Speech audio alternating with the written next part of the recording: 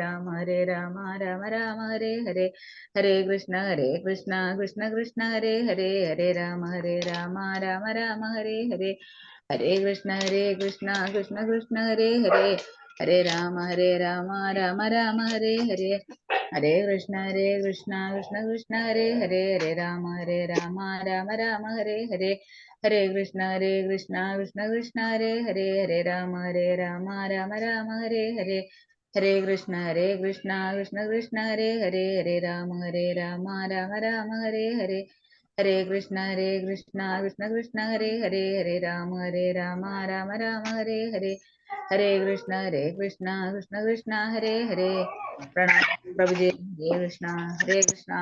ഹരേ കൃഷ്ണ ഹരേ കൃഷ്ണ. പ്രണാമം എല്ലാവർക്കും. ഹരേ കൃഷ്ണ. ഹരേ കൃഷ്ണ എല്ലാവർക്കും പ്രണാമം. നമുക്ക് പ്രാർത്ഥനയിലേക്ക് കടക്കാം. ഓം നമോ ഭഗവതേ വാസുദേവായ. ഓം നമോ ഭഗവതേ വാസുദേവായ. ഓം നമോ ഭഗവതേ വാസുദേവായ. നാരായണം നമസ്കൃത്യം നരം ചൈവ നരോത്തമം ദേവീം സരസ്വതീം വ്യാസം തതോ ജയമുദിരയേത് നഷ്ടപ്രായേഷു ഭദ്രേഷു നിത്യം ഭാഗവത സേവയാ ഭാഗവതേ ഉത്തമ ശ്ലോകേ ഭക്തിർഭവതി നഷ്ടകീ മൂകം കരോതി വാചാലം പങ്കും ലംഘയതേ ഗിരി യത്കൃപതമഹം വന്ദേ പരമാനന്ദമാധവം ശ്രീഗുരുദീനതാരിണം ശ്രീചൈതന്യമീശ്വരം ജ്ഞാനതിമിരാന്ധ്യസ്യ ജ്ഞാനാഞ്ജലശലാകയാ ചക്ഷുർമിലിതം യേന തസ്മൈ ശ്രീഗുരുവേ നമഃ. ശ്രീചൈതന്യം മനോഭീഷ്ടം സ്ഥാപിതം യേന ഭൂതലേ സ്വയം രൂപഗതാ മഹ്യം ദദാതി സ്വഭാന്തികം വന്ദേഹം ശ്രീഗുരു ശ്രീയുതപദകമലം ശ്രീഗുരും വൈഷ്ണവാംശ ശ്രീരൂപം സാഗരജാതം സഹന രഘുനാഥാനിതം തം സജീവം സാദൈവം സാവധൂതം പരിജനസഹിതം കൃഷ്ണ ചൈതന്യദേവം ശ്രീരാധാകൃഷ്ണപാദാൻ സഹന ലളിത ശ്രീവിശാഖാനിം താംസ.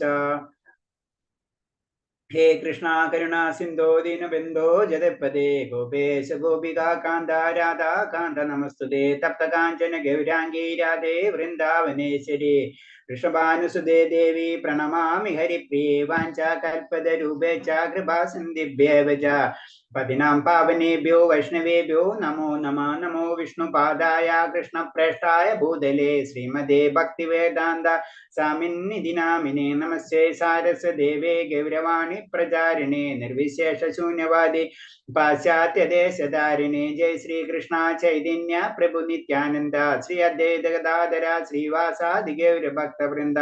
ഹരേ കൃഷ്ണ കൃഷ്ണ കൃഷ്ണ ഹരേ ഹരേ ഹരേ രാമ രാമ രാമ ഹരേ ഹരേ. ഹരേ കൃഷ്ണ കൃഷ്ണ കൃഷ്ണ ഹരേ ഹരേ ഹരേ രാമ രാമ രാമ ഹരേ ഹരേ. ഹരേ കൃഷ്ണ കൃഷ്ണ കൃഷ്ണ ഹരേ ഹരേ ഹരേ രാമ രാമ രാമ ഹരേ ഹരേ. ഹരേ കൃഷ്ണ. പ്രഭുവാദിക്ക് ജയ. ഗുരുദേവ് കി ജയ. അനന്തകോടി വൈഷ്ണവ ഭക്തർക്ക് ജയ. ഹരേ കൃഷ്ണ. എല്ലാവർക്കും പ്രണാമം. ഹരേ കൃഷ്ണ. എല്ലാവർക്കും പ്രണാമം. ഹരേ കൃഷ്ണ. നമ്മളിന്നല്ല ഒന്നാമത്തെ ശ്ലോകം വായിച്ചല്ലേ നമ്മള്? നിങ്ങൾക്ക് ഒരു ഹോംവർക്ക് ഒക്കെ തന്നിട്ടുണ്ടായിരുന്നല്ല, ആരെങ്കിലും നോക്കിയാ? ഹരേ കൃഷ്ണ. ഒന്നാമത്തെ സന്യാസം എന്തെന്ന് ചോദിച്ചല്ലേ? ഹരേ കൃഷ്ണ. സന്യാസം അല്ലേ? അതന്നെ, സന്യാസവും ത്യാഗവും. സന്യാസം എന്ന് പറഞ്ഞാല് കർമ്മഫലത്തെ ത്യജിക്കല്, ന്യാസം എന്ന് പറഞ്ഞാൽ ത്യജിക്കലാണ്. അപ്പൊ കർമ്മഫലത്തെ ത്യജിക്കലാണ് സന്യാസം. ത്യാഗം എന്ന് പറഞ്ഞാലോ? ത്യാഗം ഉണ്ട്, സന്യാസം ഉണ്ട്.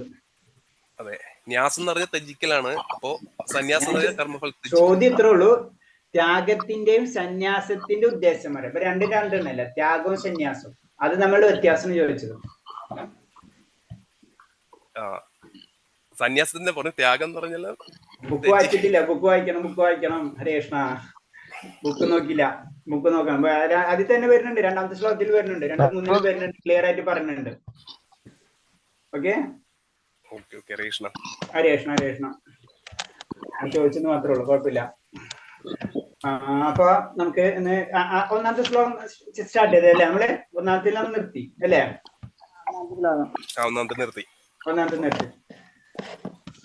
ഇനി രണ്ടാമത്തെ അധ്യായമല്ലേ വായിക്കേണ്ടത്. അപ്പൊ ഒന്നാമത്തെ തന്നെ ചോദ്യത്തിൽ വരുന്നത് ഇതാണ്, ത്യാഗത്തിന്റെ. അർജുനൻ ചോദിച്ചാണ്. അർജുനൻ പറഞ്ഞു, മഹാഭാവ കൃഷ്ണ, കേശി ഹനിച്ചവൻ ഇന്ദ്രിയങ്ങളുടെ നാഥനുമായ ഭഗവാന് ത്യാഗത്തിന്റെ സന്യാസത്തിന്റെ ഉദ്ദേശം എന്തറിയോ ഞാൻ ആഗ്രഹിക്കുന്നു. ത്യാഗം എന്താണ്, സന്യാസം എന്താണ്? അതിന്റെ ഉദ്ദേശം അതെന്താണ് അറിയാന് അർജുനൻ പറഞ്ഞാണ് അത് എനിക്ക് പറഞ്ഞു തരൂ. കാരണം ഇത് അങ്ങെന്ന് പറഞ്ഞതെന്ന് വെച്ച് കഴിഞ്ഞാൽ കാരണം കേസിയനെ ഹനിച്ചവനാണ് അല്ലെ, കേസി എന്ന് പറഞ്ഞാൽ അസൂര്യനാണ്, അസൂര്യനെ ഹനിക്കുക. അപ്പൊ നമ്മളിലുള്ള സംശയങ്ങൾ എപ്പോഴും എന്താണ്, അത് ആസുരിയാണ്. അപ്പൊ ആസുര്യത്തെ മാറ്റി കഴിഞ്ഞാലേ നമുക്ക് ദൈവിക ഗുണം കിട്ടുള്ളൂ. അപ്പൊ ദൈവിക ഗുണം കിട്ടണമെങ്കിൽ നമ്മൾ എന്താണ് ഭഗവാനോട് പ്രാർത്ഥിക്കണം. കാരണം അസുരനെ നശിപ്പിക്കാനുള്ള ശക്തി ഭഗവാനേ ഉള്ളൂ. അതാണ് ഭഗവാനോട് പ്രാർത്ഥിക്കണം ഭഗവാൻ അർജുനൻ. അപ്പൊ അതിൽ രണ്ടിന്റെ കാര്യങ്ങൾ ചോദിക്കുകയാണ്. ഓക്കെ, അത് രണ്ടാമത്തെ ശ്ലോകത്തിൽ പറയുന്നത് ഭഗവാൻ പറയാണ്, ശ്രീ ഭഗവാനുവാചാം കാമ്യനാം കർമ്മണാം നാസ്യം സന്യാസം കവയോ വിദു സർവകർമ്മ ഫലത്യാഗം പ്രാഹുസ്ത്യാഗം വിജിഷണ. ശ്രീ ഭഗവാൻ പറഞ്ഞു, ഭൗതിക വാഞ്ചികൾക്ക് വേണ്ടിയുള്ള കർമ്മങ്ങൾ ഉപേക്ഷിക്കുന്നതാണ് സന്യാസം എന്ന് വിദ്വാന്മാർ പറയുന്നു. സർവകർമ്മങ്ങളെയും ഫലങ്ങൾ ഉപേക്ഷിക്കുന്നത് തന്നെയാണ് ബുദ്ധിമാർ ത്യാഗം എന്ന് വിളിക്കുന്നത്. അപ്പൊ രണ്ടെന്താണ്, ഭൗതിക വാഞ്ചകൾക്ക് വേണ്ടിയിട്ടുള്ള കർമ്മങ്ങൾ. അപ്പൊ അത് വളരെ ശ്രദ്ധിക്കണം. ഭൗതിക വാഞ്ചകൾക്ക് വേണ്ടിയിട്ടുള്ള കർമ്മങ്ങൾ, അതായത് ഭൗതികമായിട്ടുള്ള ആഗ്രഹങ്ങൾക്ക് വേണ്ടിയിട്ടുള്ള കാര്യങ്ങൾ ഉപേക്ഷിക്കരുത്. ഭൗതികമായിട്ടുള്ള കാര്യങ്ങൾക്ക് വേണ്ടിയിട്ട് നമ്മൾ എന്തെങ്കിലും ചെയ്തിട്ടുണ്ടെങ്കിൽ അത് തെറ്റാണ്. നമ്മൾക്ക് ഒരു കാര്യം ചെയ്തു കഴിഞ്ഞാൽ ഭൗതികമായിട്ട് അതിന്റെ റിപ്ലൈ കിട്ടണം. ഒരാൾ നമ്മളെ സ്നേഹത്തോട് പറയുന്നു, അയാൾ നമ്മുടെ ഉള്ളില് പല കാര്യങ്ങളുണ്ടാവും, നമ്മൾ ഒരാളെ ഹെൽപ്പ് ചെയ്യുന്നു, നമുക്കുള്ളില് വേറെ അയാളെ കൊണ്ട് ഹെൽപ്പ് കിട്ടും. ഇനി എന്ത് തന്നെ ആയാലും ഭൗതികമായിട്ടുള്ള കാര്യങ്ങൾ വെച്ച് നമ്മൾ പ്രവർത്തിക്കരുത്, അതാണ് പറയുന്നത്. അങ്ങനെ ചെയ്യുന്നതാണ് സന്യാസം. അപ്പൊ അങ്ങനെയാണ് ചെയ്യുന്നത് വെച്ച് കഴിഞ്ഞാല് എല്ലാ ത്യാഗവും പറഞ്ഞിട്ടില്ല, ഭൗതിക വാഞ്ചകൾക്ക് വേണ്ടിയിട്ടുള്ള ത്യാഗം എന്ന് പറഞ്ഞത്, അതാണ് സന്യാസം. സർവകർമ്മ ഫലങ്ങളെയും ഉപേക്ഷിക്കുന്നതാണ് ബുദ്ധിമാർ ത്യാഗം. എല്ലാത്തിനും ഉപേക്ഷിക്കാം, അതില് ഒന്നും പറയണില്ല. അതിലെന്താണ്, ആത്മീയമായിട്ടുള്ള കാര്യങ്ങളും ഉപേക്ഷിച്ചോ എന്നാ പറയുന്നത്, അതാണ് ത്യാഗം. ഇപ്പൊ സന്യാസം എന്ന് പറയുന്നത് ഒരു കണ്ടീഷൻ ഉണ്ട് അതിലെന്താണ്, ഭക്തിപരമായിട്ടുള്ള ഭക്തിയിലേക്ക് ഉയരേണ്ട കാര്യങ്ങൾ ഉപേക്ഷിക്കേണ്ട. ഇൻഡയറക്റ്റ് ആയിട്ട് പറയുന്നതാണ്. ഭൗതികമായിട്ടുള്ള കാര്യങ്ങൾ എന്തായാലും ഉപേക്ഷിക്കണം. ത്യാഗം എന്ന് പറയുമ്പോ എല്ലാതും ഉപേക്ഷിക്കാം.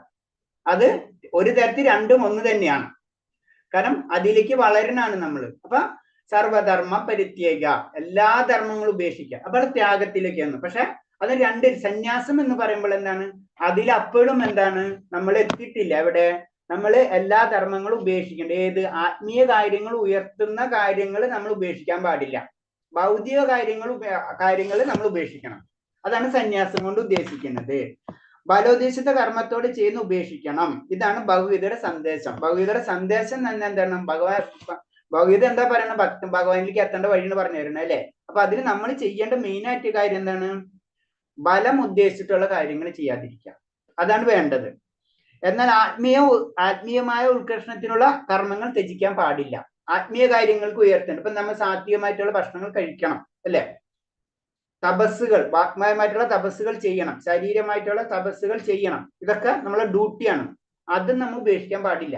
അത് നമ്മൾ ഉപേക്ഷിച്ചു കഴിഞ്ഞാൽ അത് ത്യാഗം എല്ലാതും ഉപേക്ഷിച്ചു, അത് നമുക്ക് എത്താം. പക്ഷെ രണ്ടും രണ്ടാണെന്നാണ് പറയുന്നത്. അപ്പൊ അടുത്ത ശ്ലോകം, ത്യാജം ദോഷവദിത്യേക കർമ്മ പ്രാഹുമനീഷണ യജ്ഞദാന തപ കർമ്മ നാത്യാജമിദീച്ഛാപരേ.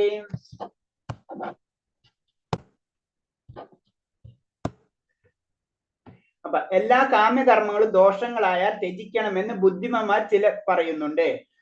യജ്ഞം, തപസ്, ദാനം എന്നിവ ഒരിക്കലും ഉപേക്ഷിക്കാൻ പാടില്ല എന്ന് മറ്റു ചിലവർ അഭിപ്രായപ്പെടുന്നു. എല്ലാ കാമ്യകർമ്മങ്ങൾ എന്ന് ഉദ്ദേശിക്കുമ്പോൾ ജനറൽ ആയിട്ട് കാമ്യകർമ്മം എന്ന് വൈദികമായിട്ട് കാര്യങ്ങൾ എല്ലാതും കാമ്യകർമ്മത്തിലാണ് പെടുന്നത്. എല്ലാ ധർമ്മങ്ങളും അതിലാണ് വരുന്നത്. അപ്പൊ എല്ലാതും ദോഷകരമായിരിക്കും. കാരണം നമുക്ക് ഭഗവാനിലേക്ക് കൂടുതൽ കോൺസെൻട്രേഷൻ കിട്ടുന്നില്ല. അത് ശരിക്ക് എത്തുന്നുണ്ട്. കാരണം എന്ന് വെച്ച് കഴിഞ്ഞാല് നമ്മ ഭഗവാനിലേക്ക് പൂർണ്ണത ആയി കഴിഞ്ഞു കഴിഞ്ഞാൽ പിന്നെ നമുക്ക് എല്ലാതും ഉപേക്ഷിക്കാം. നമ്മൾ പിന്നെ സ്വധർമ്മോ മറ്റുള്ള കാര്യങ്ങൾ, ദേവന്മാരെ, അതായത് ഒരു പ്രാർത്ഥനയുണ്ട്, ആ പ്രാർത്ഥന തന്നെ പറയുന്നത് അതാണ്. നമുക്ക് ദേവന്മാരെ, നമ്മൾ സന്ധ്യാവന്ദനം, അതൊക്കെ നമ്മുടെ ബേസിക് കാര്യങ്ങൾ, അതടക്കം എനിക്ക് സമയം കിട്ടുന്നില്ല, ഭഗവാന്റെ കാര്യങ്ങൾ മാത്രം ചെയ്യാൻ എനിക്ക് സമയം കിട്ടുന്നുള്ളൂ, ബാക്കി കാര്യങ്ങൾ എനിക്ക് ചെയ്യാൻ സമയം കിട്ടുന്നില്ല എന്നുള്ള പ്രാർത്ഥനയുണ്ട്. അപ്പൊ ആ ലെവലിലേക്ക് ഉയരണ വരെയും നമ്മൾ എന്ത് ചെയ്യണം, എന്താ ചെയ്യണം, യജ്ഞം, തപസ്, ദാനം എന്നിവ ഒരിക്കലും ഉപേക്ഷിക്കാൻ പാടില്ല എന്ന് മറ്റു ചില ഋഷിമാർ പറയുന്നു. കാരണം അത് എപ്പോഴും ഒരു ഭക്തനെ സംബന്ധിച്ചാലും അത് നമ്മളെ ഭക്തിയിലേക്ക് ഉയർത്തി കൊണ്ടുപോകണാണ്. അതാണ് പറഞ്ഞത്. ഹരേ കൃഷ്ണ പ്രഭുജി, സ്ലൈഡ് കാണുന്നില്ല, ഒരു പടം, ഒരു മോജിയാണ് കാണുന്നത്. വന്നിട്ടില്ലേ? ആ ആ മാറുന്നുണ്ടല്ലോ. മൂന്നാമത്തെ അല്ലേ പറഞ്ഞത്? മൂന്നാമത്തെ സ്ലൈഡ് ഉണ്ടല്ലോ. ഇല്ല, ഒരു ഇമോജിയാണല്ലോ വന്നത്. മോജിന് മുകളില് ചെറുതായിട്ട് അറിഞ്ഞുകൊണ്ടാണ് നമുക്ക് കാണുന്നുണ്ട്. കുറച്ച് വലുതാക്കന്നെ. വലുതാക്കുന്നത് ഇതില് സൈസ് ചിലപ്പോ മൊബൈലാകുമ്പോഴേ ചെറുതാവണാണ്. പക്ഷെ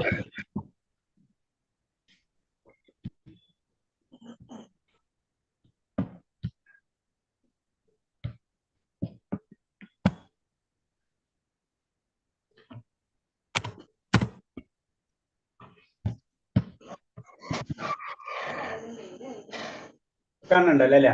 കുറച്ചുകൂടി വലുതാക്കിയിട്ടുണ്ട്. ഓക്കെ, അപ്പൊ അത് പറയുന്നത് അതാണ്. അപ്പൊ ശരിക്കും യജ്ഞം, തപസ്, ദാനം നമുക്ക് കഴിഞ്ഞ അധ്യായത്തിൽ പഠിച്ചു. യജ്ഞം എന്താണെന്ന്, തപസ് എന്താണ്, ദാനം എന്താണെന്നൊക്കെ നമ്മൾ പഠിച്ചു അല്ലേ? അപ്പൊ അതൊരിക്കലും നമ്മൾ നിർത്താൻ പാടില്ല എന്നാണ് പറയുന്നത്. കാരണം അതെന്താണ്, എപ്പോഴും നമ്മളെ ആത്മീയ കാര്യങ്ങളിലേക്ക് അത് നമ്മളെ കൂട്ടിക്കൊണ്ടുപോകും അല്ലെ? പക്ഷെ എന്താണ് ശരിക്കും ത്യാഗം എന്ന് പറഞ്ഞാൽ എല്ലാതും നിർത്താൻ എന്ന് പറയുന്നത്. കാരണം ഭഗവാന്റെ കാര്യം ഒഴിച്ച് സർവധർമ്മ പരിത്യാജ എന്നാണ് പറയുന്നത് അവിടെ. അപ്പൊ രണ്ടും കറക്റ്റ് ആണ്. പക്ഷെ അതിന് രണ്ടുപേര് പറയുന്നതാണ്. ബുദ്ധിമാന്മാർ പറയുന്നത് എല്ലാം നിർത്താൻ, ചില ഋഷിമാര് പറയുന്നത് എന്താണ്, ഇത് നിർത്താനും പാടില്ല എന്ന്. അതിനാ അത് പറയുന്നത്. അടുത്ത ശ്ലോകത്തിൽ കുറച്ചുകൂടി ക്ലിയർ ആയിട്ട് പറഞ്ഞിട്ടുണ്ട്. നിശ്ചയം ശൃണമേ ത്ര ത്യാഗോ ഭരത സത്തമാ ത്യാഗോ ഹി പുരുഷ വ്യാക്ര ത്രിവിധ സംകീർത്തിത. ഏ ഭരത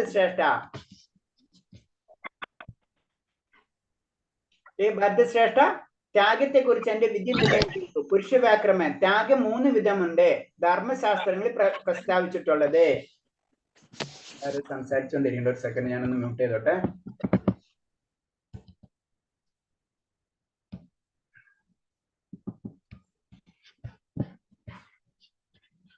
ഒരു ഡിസ്റ്റർബ് വരുന്നുണ്ട്, അതുകൊണ്ടാ.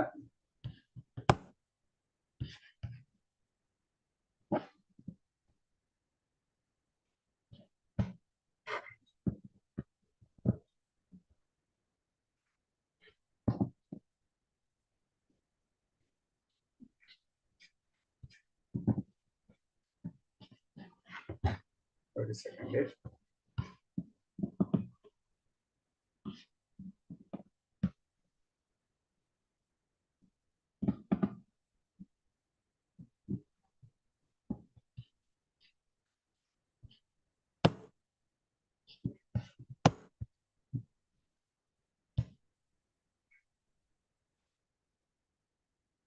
എല്ലാരും മ്യൂട്ട് ചെയ്യാം കേട്ടോ, അല്ലെങ്കിൽ ഇടയ്ക്കിട്ട് നമ്മൾ മറന്നു പോകും. അപ്പൊ പിന്നെ സംസാരിച്ച് കഴിഞ്ഞപ്പോ തന്നെ ഒന്ന് മ്യൂട്ട് ചെയ്യാൻ ശ്രമിക്കാം.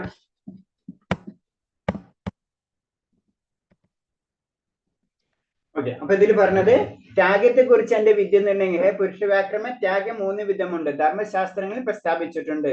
അപ്പൊ ത്യാഗം പറയുന്നത് ത്യജിക്കണം, എല്ലാ കാമ്യകർമ്മങ്ങളും ത്യജിക്കണം എന്ന് പറയുന്നത്. അപ്പൊ ത്യാഗം എന്ന് പറഞ്ഞാൽ എന്താണ്? അതിൽ നമുക്കറിയാം 3 വിധമുണ്ട്: യജ്ഞം, തപസ്, ദാനം.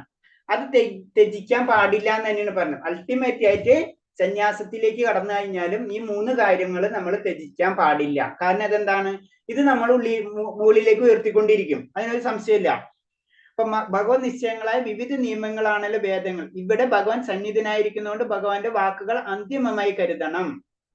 കാരണം ഈ 3 വളരെ ഇമ്പോർട്ടന്റ് ആണ്. അപ്പൊ എന്താണ്, യജ്ഞം, തപസ്, ദാനം ഇത് നമ്മൾ ചെയ്തുകൊണ്ടേയിരിക്കണം, അതാണ് പറയുന്നത്. കാരണം അത് ഉപേക്ഷിക്കേണ്ട ഒരു ലെവലിലേക്ക് എത്താം, പക്ഷെ അത് വളരെ റയർ ടു റയർ ആണ്.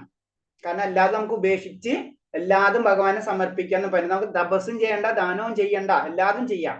പക്ഷെ അത് എത്താൻ കുറച്ച് സമയമുണ്ടെന്ന് മാത്രമേ ഉള്ളൂ. യജ്ഞദാന തപ കർമ്മ യജ്ഞദാന തപ കർമ്മ നാത്യാജം കരിമേവ തത് യജ്ഞോദാന തപശ്ചൈവ പാവനാമി മനീഷിണം. യജ്ഞം, ദാനം, തപസ് എന്നീ കർമ്മങ്ങൾ ഉപേക്ഷിക്കേണ്ടവയല്ല, അത് അവ അനുഷ്ഠിക്കണം. മഹാത്മാക്കളെ പോലെ വിശദീകരിക്കുന്നവയാണ് ഈ 3. അതാണ് പറഞ്ഞത്. അപ്പൊ സന്യാസത്തിൽ പറയുമ്പോൾ എന്താണ്, ഈ 3 കാര്യങ്ങൾ നമ്മൾ ഉപേക്ഷിക്കില്ല, അതാണ് സന്യാസം. ത്യാഗം എന്ന് പറയുമ്പോൾ എല്ലാതും ഉപേക്ഷിക്കുക, അതാണ് ത്യാഗത്തിന്റെ ഡിഫറൻസ്. അപ്പൊ ഇത് നമ്മൾ ഉപേക്ഷിക്കാൻ പാടില്ല. എന്താണ്, ഇത് ആത്മീയമായ കാര്യങ്ങളിലേക്ക് മുന്നേറ്റം കൊണ്ടുവരുന്ന കാര്യങ്ങളാണ്, അത് നമ്മൾ ചെയ്യേണ്ട ആവശ്യമില്ല. അപ്പൊ വിധിവിഹിതങ്ങളായ യജ്ഞങ്ങളെല്ലാം ഭഗവത് പ്രാപ്തികൾ ലക്ഷ്യമാക്കിക്കൊണ്ടിട്ടുള്ളതാണ്. അപ്പൊ യജ്ഞങ്ങൾ എന്താണ്? വിധിവിഹിതമാണ്. അത് എന്തിനു വേണ്ടിയിട്ടുള്ളതാണ്? ഭഗവത് പ്രാപ്തിക്ക് വേണ്ടിയിട്ടുള്ളതാണ്. അപ്പൊ അത് ലക്ഷ്യമാക്കിയിട്ടുള്ളതാണ്. അപ്പൊ ആദ്യ ആശ്രമങ്ങളിൽ തന്നെ അവ ത്യജിക്കുന്നത് ശരിയല്ല. ഇനീഷ്യൽ സ്റ്റേജിലൊന്നും അത് ത്യജിക്കാൻ പാടില്ല. അതേപോലെ തന്നെ ദാനവും ഹൃദയ ശുദ്ധീകരണത്തിന് വേണ്ടിയിട്ടുള്ളതാണ്. ദാനം ചെയ്യുന്നത് ഹൃദയ ശുദ്ധീകരണത്തിലുമാണ്. അപ്പൊ അവർക്ക് അർഹതപ്പെട്ടവർക്ക് ദാനം ചെയ്യും. ഇതൊന്നും നമ്മള് ത്യജിക്കാൻ പാടില്ല. കാരണം ഇനീഷ്യൽ സ്റ്റേജിൽ ഇത് വീണ്ടും ഭക്തനാണെങ്കിൽ തന്നെയും ഭക്തന്റെ ഇനീഷ്യൽ സ്റ്റേജില് ഇത് നമ്മൾ ത്യജിക്കാൻ പാടില്ല. കാരണം നമുക്ക് വീണ്ടും നല്ല ചാൻസസ് കിട്ടണം. അങ്ങനെ ചെയ്യുമ്പോൾ വീണ്ടും നമ്മൾ എത്ര പ്യൂരിറ്റി കൂടണോ അത്രയും നമ്മള് ഭഗവാനിലേക്ക് അടുത്തുകൊണ്ടിരിക്കുകയാണ്. അപ്പൊ 100% പരിശുദ്ധി അടക്കം ഏകദേശം കണക്ക് പറയുന്നുണ്ട്. 75%, 85% ആ ലെവലെത്തുമ്പോൾ ബ്രഹ്മാവിന്റെ പൊസിഷനിൽ എത്തുന്ന പറയുന്നത് ആ പെർസെന്റേജ്. അപ്പൊ അത്രയും പെർഫെക്ഷനിലേക്ക് നമ്മൾ പോകണം. അപ്പൊ ആ ലെവലിലേക്ക് എത്തുമ്പോഴാണ് നമുക്ക് വിടാൻ പറ്റുള്ളൂ. അല്ലാത്തടത്തോളം നമുക്ക് വിടാൻ പറ്റില്ല. ഏത്? ഈ 3 കാര്യങ്ങൾ, യജ്ഞം, ദാനവും തപസ്സൊക്കെ. ഏതിനാപിതു കർമാണി സംഘം തിക്ത ഫലാനി ച കർത്തവ്യനീതി മേ പാത നിശ്ചിതം മതമുത്തമം. ആസക്തിയോ ബലദോഷം കൂടാതെ അനുഷ്ഠിക്കപ്പെടുന്ന ഈ കർമ്മങ്ങൾ. പാർത്ത കർത്തവ്യ നിർവഹണം എന്ന നിലയിലാണ് അവ നിറവേറ്റേണ്ടത്. ഇതാണ് എന്റെ അന്തിമമായ അഭിപ്രായം. ഭഗവാൻ ക്ലിയർ കട്ട് പറഞ്ഞു തന്നു. കാരണം എന്താണ്? ഇത് ചെയ്യണം.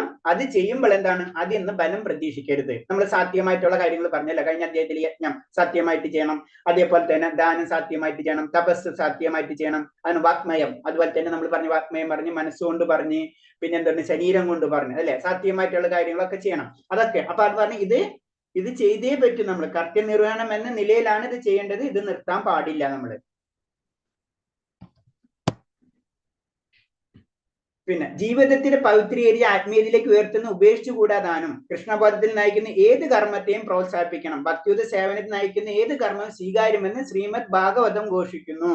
അപ്പൊ എന്താണ്? നമ്മളെ ജീവിതത്തിലേക്ക് പവിത്രീകരിക്കുക, ആത്മീയതയിലേക്ക് കൊണ്ടുവരുന്ന ഏത് മാർഗമാണെങ്കിലും നമ്മൾ സ്വീകരിക്കണം. അതാണ് അത് ഇവൻ ഭാഗവതത്തിലും അത് ക്ലിയർ ആയിട്ട് പറഞ്ഞിട്ടുണ്ട്. അപ്പൊ ഭക്തിയിലേക്ക് ഉയർത്തണ നമ്മളൊരു ഭക്തനായി എന്ന് നമുക്ക് ചിന്തിക്കാനേ കഴിയില്ല. അങ്ങനെ ഒരു ഭക്തനാവില്ല നമ്മൾ. അതാണ് ഇൻഡയറക്റ്റ് ആയിട്ട് പറയുന്നത്. നമ്മള് 100% ഭക്തനാവില്ല. അതേവരെ നമ്മൾ ഇതൊക്കെ ചെയ്തുകൊണ്ടിരിക്കണം. അതിന് ശരിക്കും ഒരു ഭക്തൻ എന്ന് പറയുമ്പോഴാണ് ഏറ്റവും ടോപ്പിലുള്ളത് ആരാണ്? ഭക്തന്മാരിലെ ഏറ്റവും ടോപ്പ് ആരാ?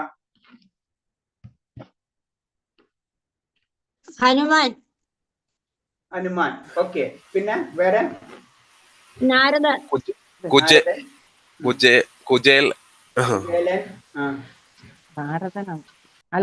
ഉദ്ധവർ, ഗോപികമാർ,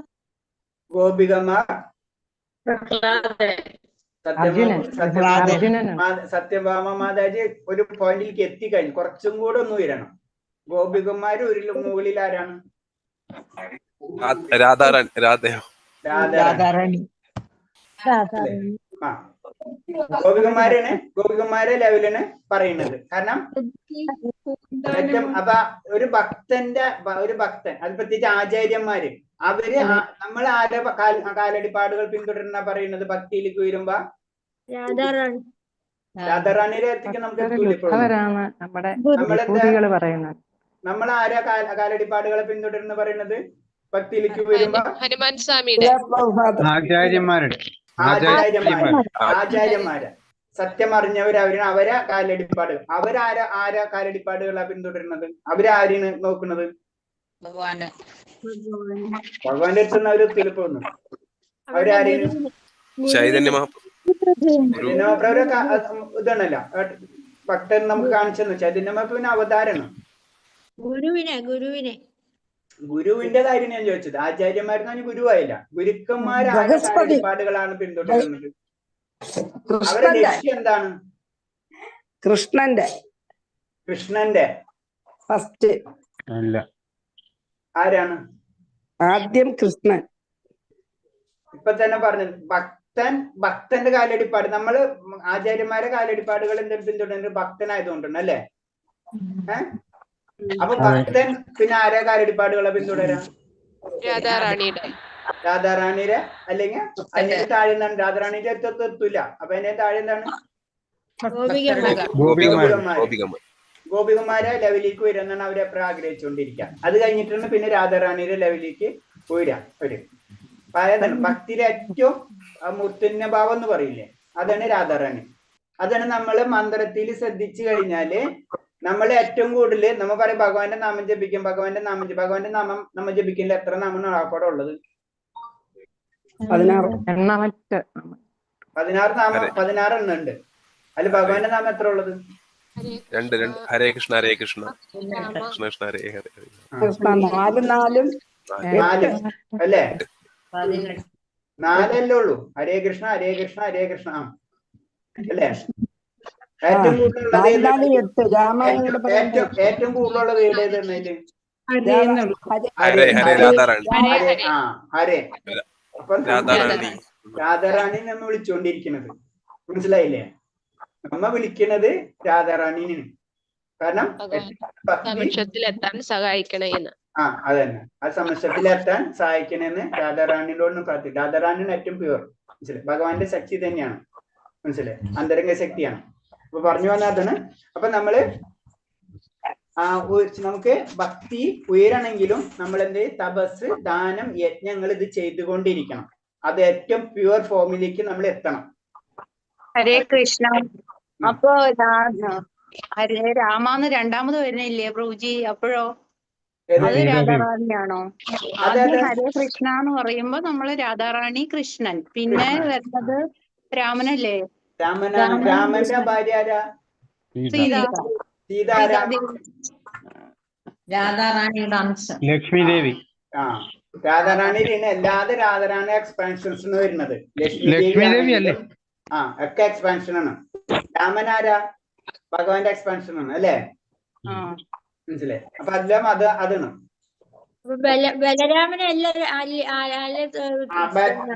ബലരാമനും നമ്മ പല രീതിയിൽ ചിന്തിക്കുമ്പോ പല രീതിയിൽ പറയാം. നമുക്ക് രാമൻ എന്നുള്ള രീതിയിൽ ചിന്തിക്കാം, ബലരാമൻ എന്നുള്ള രീതിയിൽ ചിന്തിക്കാം. അപ്പൊ ഹരേ എന്നുള്ള ശബ്ദം ശരിക്കും ഭഗവാന്റെ ശക്തിയാണ്, അന്തരംഗ ശക്തിയാണത്. ആ ശക്തിയാണ് നമ്മൾ ആരാധിക്കുന്നത്. അപ്പൊ രാമൻ എന്നുള്ള ഇത് സീതാറാണി എന്നല്ല, അത് പല രീതിയിലും പറയുന്നുണ്ട്. അപ്പൊ ഭക്തന്റെ അനുസരിച്ച് അതിന് ചോയ്സ് ഉണ്ട്. നമ്മള് സാധാരണ രീതിയിൽ രാമ എന്ന് പറയുമ്പോ ശ്രീരാമനെ ചിന്തിക്കാം. ഓക്കെ, ഒരു കുഴപ്പമില്ല. ഭഗവാന്റെ തന്നെ വിസ്തരണമാണ് അത്, മനസ്സിലായി? ശരിക്കും അൾട്ടിമേറ്റ് പറയുന്നത് ഹരേ എന്ന് രാമ എന്ന് പറയുമ്പോ ബലരാമനാണ്. ഹരേ എന്ന് പറഞ്ഞു കഴിഞ്ഞാൽ ഭഗവാന്റെ ശക്തി എന്ന് മാത്രമാണ് അതിന്റെ അർത്ഥം. ശക്തി എന്ന് പറയുമ്പോ രാധാറാണിയാണ്. അപ്പൊ നമ്മള് ബലരാമന്റെ ഇത് പറഞ്ഞ ശക്തി എന്നല്ല ഉദ്ദേശിക്കുന്നത്, ഭഗവാന്റെ ശക്തിനെ തന്നെയാണ് നമ്മൾ അവിടെ വിളിക്കുന്നത്. അതാണ് അതിന്റെ കറക്റ്റ് ആൻസർ. പിന്നെ രാമ എന്ന് പറഞ്ഞ് നമ്മൾ സീതാദേവിനെ ചിന്തിച്ചാലും കുഴപ്പമുള്ളതല്ല. മനസ്സിലായില്ലേ? ക്ലിയർ ആയില്ലേ മാതാജിക്ക്? ഓക്കെ, നമുക്ക് അടുത്തത് നടക്കാം. അടുത്ത ശ്ലോകം. നിയദസ്യതു സന്യാസ കർമ്മണോ നോഭിപദ്യതേ മോഹസ്യ പരിത്യാഗാസ് താമസ പരികീർത്തത നിയത കർമ്മങ്ങളെ ഒരിക്കലും ഉപേക്ഷിച്ചുകൂടാ. വ്യാമോഹം കൊണ്ട് അങ്ങനെ ചെയ്യുന്നെങ്കിൽ ആ ത്യാഗം തമോ ഗുണത്തിലാണ്. അപ്പൊ നിയത കർമ്മങ്ങളെ ഒരിക്കലും ഉപേക്ഷിച്ചുകൂടാ. അപ്പൊ നമ്മൾ ചെയ്യേണ്ട കാര്യങ്ങൾ കറക്റ്റായിട്ട് ചെയ്തിരിക്കണം. അങ്ങനെ ചെയ്താണ്ടിരുന്നു കഴിഞ്ഞാൽ അത് തമോ ഗുണത്തിലേക്ക് നമ്മളെ കൊണ്ടുപോകും. അതായത് നമ്മളെ ഭക്തിയിൽ താഴ്ത്തിക്കൊണ്ടിരിക്കുന്ന പറയുന്നത് ചുരുക്കി പറഞ്ഞു കഴിഞ്ഞാൽ. അപ്പൊ ചില കാര്യങ്ങൾ, യജ്ഞം, അതേപോലെ ദാനം, അതേപോലെ തന്നെ തപസ്, ഇതൊക്കെ നമ്മൾ ജീവിതത്തിൽ കൊണ്ടുപോയി എത്ര ഉയർന്നാലും അത് കളയാൻ പാടില്ല. കാരണം എന്ന് വെച്ച് കഴിഞ്ഞാല് നമ്മള് നിയത കർമ്മങ്ങൾ എന്ന് പറഞ്ഞ ഭഗവാന്റെ കാര്യങ്ങളാണ്. പിന്നെ നമ്മള് ഭക്തിയിലേക്ക് വരുന്നത്. സന്യാസി ആയാലും ത്യാഗി ആണെങ്കിലും എന്താണ്, ഭഗവാന്റെ കാര്യങ്ങളാണ് ചെയ്യുന്നത്. അപ്പൊ അവിടെയും എന്താണ് ആ കാര്യങ്ങൾ, അതിന് എക്സാമ്പിൾ പറയുന്നത് ഭഗവാന്റെ നിവേദ്യം പാകം ചെയ്യുക. ഭഗവാന്റെ നിവേദ്യം പാകം ചെയ്യുക, അത് ഉച്ഛിഷ്ടം ഭക്ഷിക്കുക മുതലായ കർമ്മങ്ങൾ ആത്മീയ പ്രവർത്തനം നയിക്കുന്നവ കൊണ്ട് അവ ശ്രദ്ധാപൂർവം അനുഷ്ഠിക്കണം. അപ്പൊ എന്താണ് സന്യാസിനെ സംബന്ധിച്ച് സന്യാസി എന്താ പറയുക, തനിക്ക് വേണ്ടി പാചകം ചെയ്തുകൂടാ എന്നാണ് വിധി. സന്യാസി എനിക്ക് വേണ്ടിയാണ് ഭക്ഷണം പാകം ചെയ്യുന്നത് ചിന്തിക്കാൻ പാടില്ല. അവന് വേണ്ടി പാകം ചെയ്യുന്നത് വിലക്കിയിട്ടുണ്ട്. എന്നാൽ ഭഗവാന് വേണ്ടിയാണ് പാകം ചെയ്യുന്നത്, അത് വിലക്കിയിട്ടില്ല. അപ്പൊ സന്യാസിയുടെ ലെവലാണ് നമ്മൾ ചിന്തിക്കുന്നത്. ആ ഭക്തന്റെ ലെവലിലേക്ക്, അത്രയും ടോപ്പ് ലെവലാണ് സന്യാസി. ആ സന്യാസിക്ക് കൂടി നിയതമായിട്ടുള്ള കർമ്മങ്ങൾ ചെയ്യണം. അപ്പൊ ഒന്നും ചെയ്യണ്ട, ഭഗവാന് പ്രസാദം ഉണ്ടാക്കണ്ട, എല്ലാതും ത്യാഗമാണ്, അങ്ങനെ ചിന്തിക്കാൻ പറ്റില്ല. ഭഗവാന് പ്രസാദം ഉണ്ടാക്കേണ്ടത് ആരുടെ ഡ്യൂട്ടിയാണ്? ആ ഭക്തന്റെ ഡ്യൂട്ടിയാണ്. ആ ഭക്തൻ എന്തിനുള്ളതാണ്? ഭഗവാന് പ്രസാദം ഉണ്ടാക്കുന്നത്. അല്ലാണ്ട് എനിക്ക് പ്രസാദം കഴിക്കാൻ വേണ്ടിയിട്ട് ഭഗവാൻ ഉണ്ടാക്കാൻ പാടില്ല. അതാണ് പ്യുവർ ഭക്തി എന്ന് പറയുന്നത്. നമ്മൾ ആദ്യം പറഞ്ഞില്ല, നമ്മൾ എന്താ ചെയ്യും? നമുക്ക് കഴിക്കാൻ ഇഷ്ടമുള്ള കാര്യം ഭഗവാൻ ഉണ്ടാക്കി കൊടുത്തിട്ട് നമ്മൾ കഴിക്കും സാധാരണ രീതിയിൽ. അപ്പൊ എന്താണ്? അതിന്റെ അടുത്ത ലെവലാണ് ഏറ്റത്. കാരണം ഭക്തന് ഒരിക്കലും എനിക്ക് വേണ്ടിയിട്ടല്ല ചെയ്യാ, എല്ലാതും ഭഗവാന് വേണ്ടി ചെയ്യുന്ന ലെവലിലേക്ക് ആ വ്യക്തി എത്തും. അതാണ് സന്യാസം കൊണ്ട് ഉദ്ദേശിക്കുന്നത്. അതാണ് ഭക്തൻ, അതാണ് സന്യാസത്തിന്റെ പരിപൂർണത എന്ന് പറയുന്നത്. പിന്നെ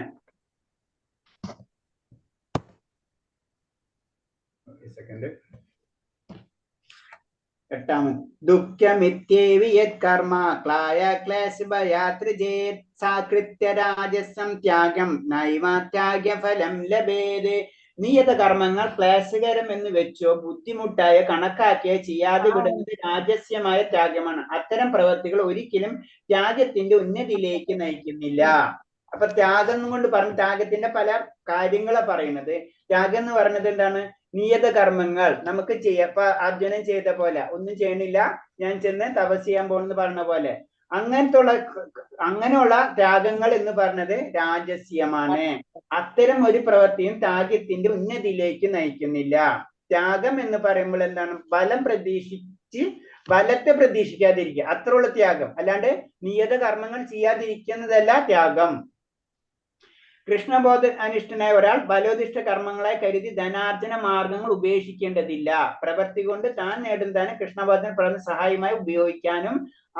അങ്ങനത്തെ നമ്മൾക്ക് ഇഞ്ഞപ്പിഞ്ച് പൈസ ഒന്നും വേണ്ടല്ലോ അന്നും വെച്ചിട്ട് നമ്മൾ ചെയ്യാതിരിക്കാതല്ല, നമ്മള് ധനാർജനത്തിനുള്ള കാര്യങ്ങൾ, നമ്മളെ നിയതമായിട്ടുള്ള കാര്യം, നമ്മൾ ശരീരം നിലനിർത്തണമെങ്കിൽ നമ്മൾ പല കാര്യങ്ങളും ചെയ്തേ പറ്റും, അത് നമ്മൾ ചെയ്യാം. പിന്നെ എന്താണ്? അതിലെ കുറച്ചെങ്കിലും ഭഗവാന്റെ കാര്യങ്ങൾക്ക് നമ്മൾ ഉപയോഗിക്കുക. അതിരാവിലെ ഉണർന്ന് അത്യാത്മീയ കൃഷ്ണബോധത്തെ വളർത്താൻ കഴിയുമെങ്കിൽ ആ വിധം പ്രവൃത്തികളിൽ നിന്ന് ഭയമോ ക്ലേശകരമെന്ന് കരുതി പിന്മാറിക്കൂടാ. അത്തരം ത്യാഗം രാജസമത്രേ. അപ്പൊ ഭക്തിയുടെ ഭക്തിയിലേക്ക് കടക്കണം, ചെയ്യേണ്ട കാര്യങ്ങളുണ്ട്. അത് ചെയ്യാതെ പിന്നെ എല്ലാം ത്യാഗം എന്ന് പറഞ്ഞിട്ട് അതിൽ നിന്നൊന്നും പിന്മാറാൻ പാടില്ല. അതൊക്കെ നമ്മൾ എന്താണ്? വീണ്ടും താഴത്തേക്ക് വലിച്ചുകൊണ്ടുവരാണ്. അടുത്ത ശ്ലോകം കാര്യമിത്യേവ യദ കർമ്മ നിയതം ക്രിയത അർജുന സംഗം തിക്തോ ഫലച്ചൈവ സാത്വികോ മതഃ. ഹേ അർജുന, ഭൗതിക സംഘരഹിതനായാലും ബലം ഉദ്ദേശിക്കാതെയും തന്റെ കർത്തവ്യമാണെന്ന് മാത്രം കരുതിക്കൊണ്ട് വിധിക്കപ്പെട്ട കർമ്മം ചെയ്യുന്നവന്റെ ത്യാഗം സാത്വികമാണ്.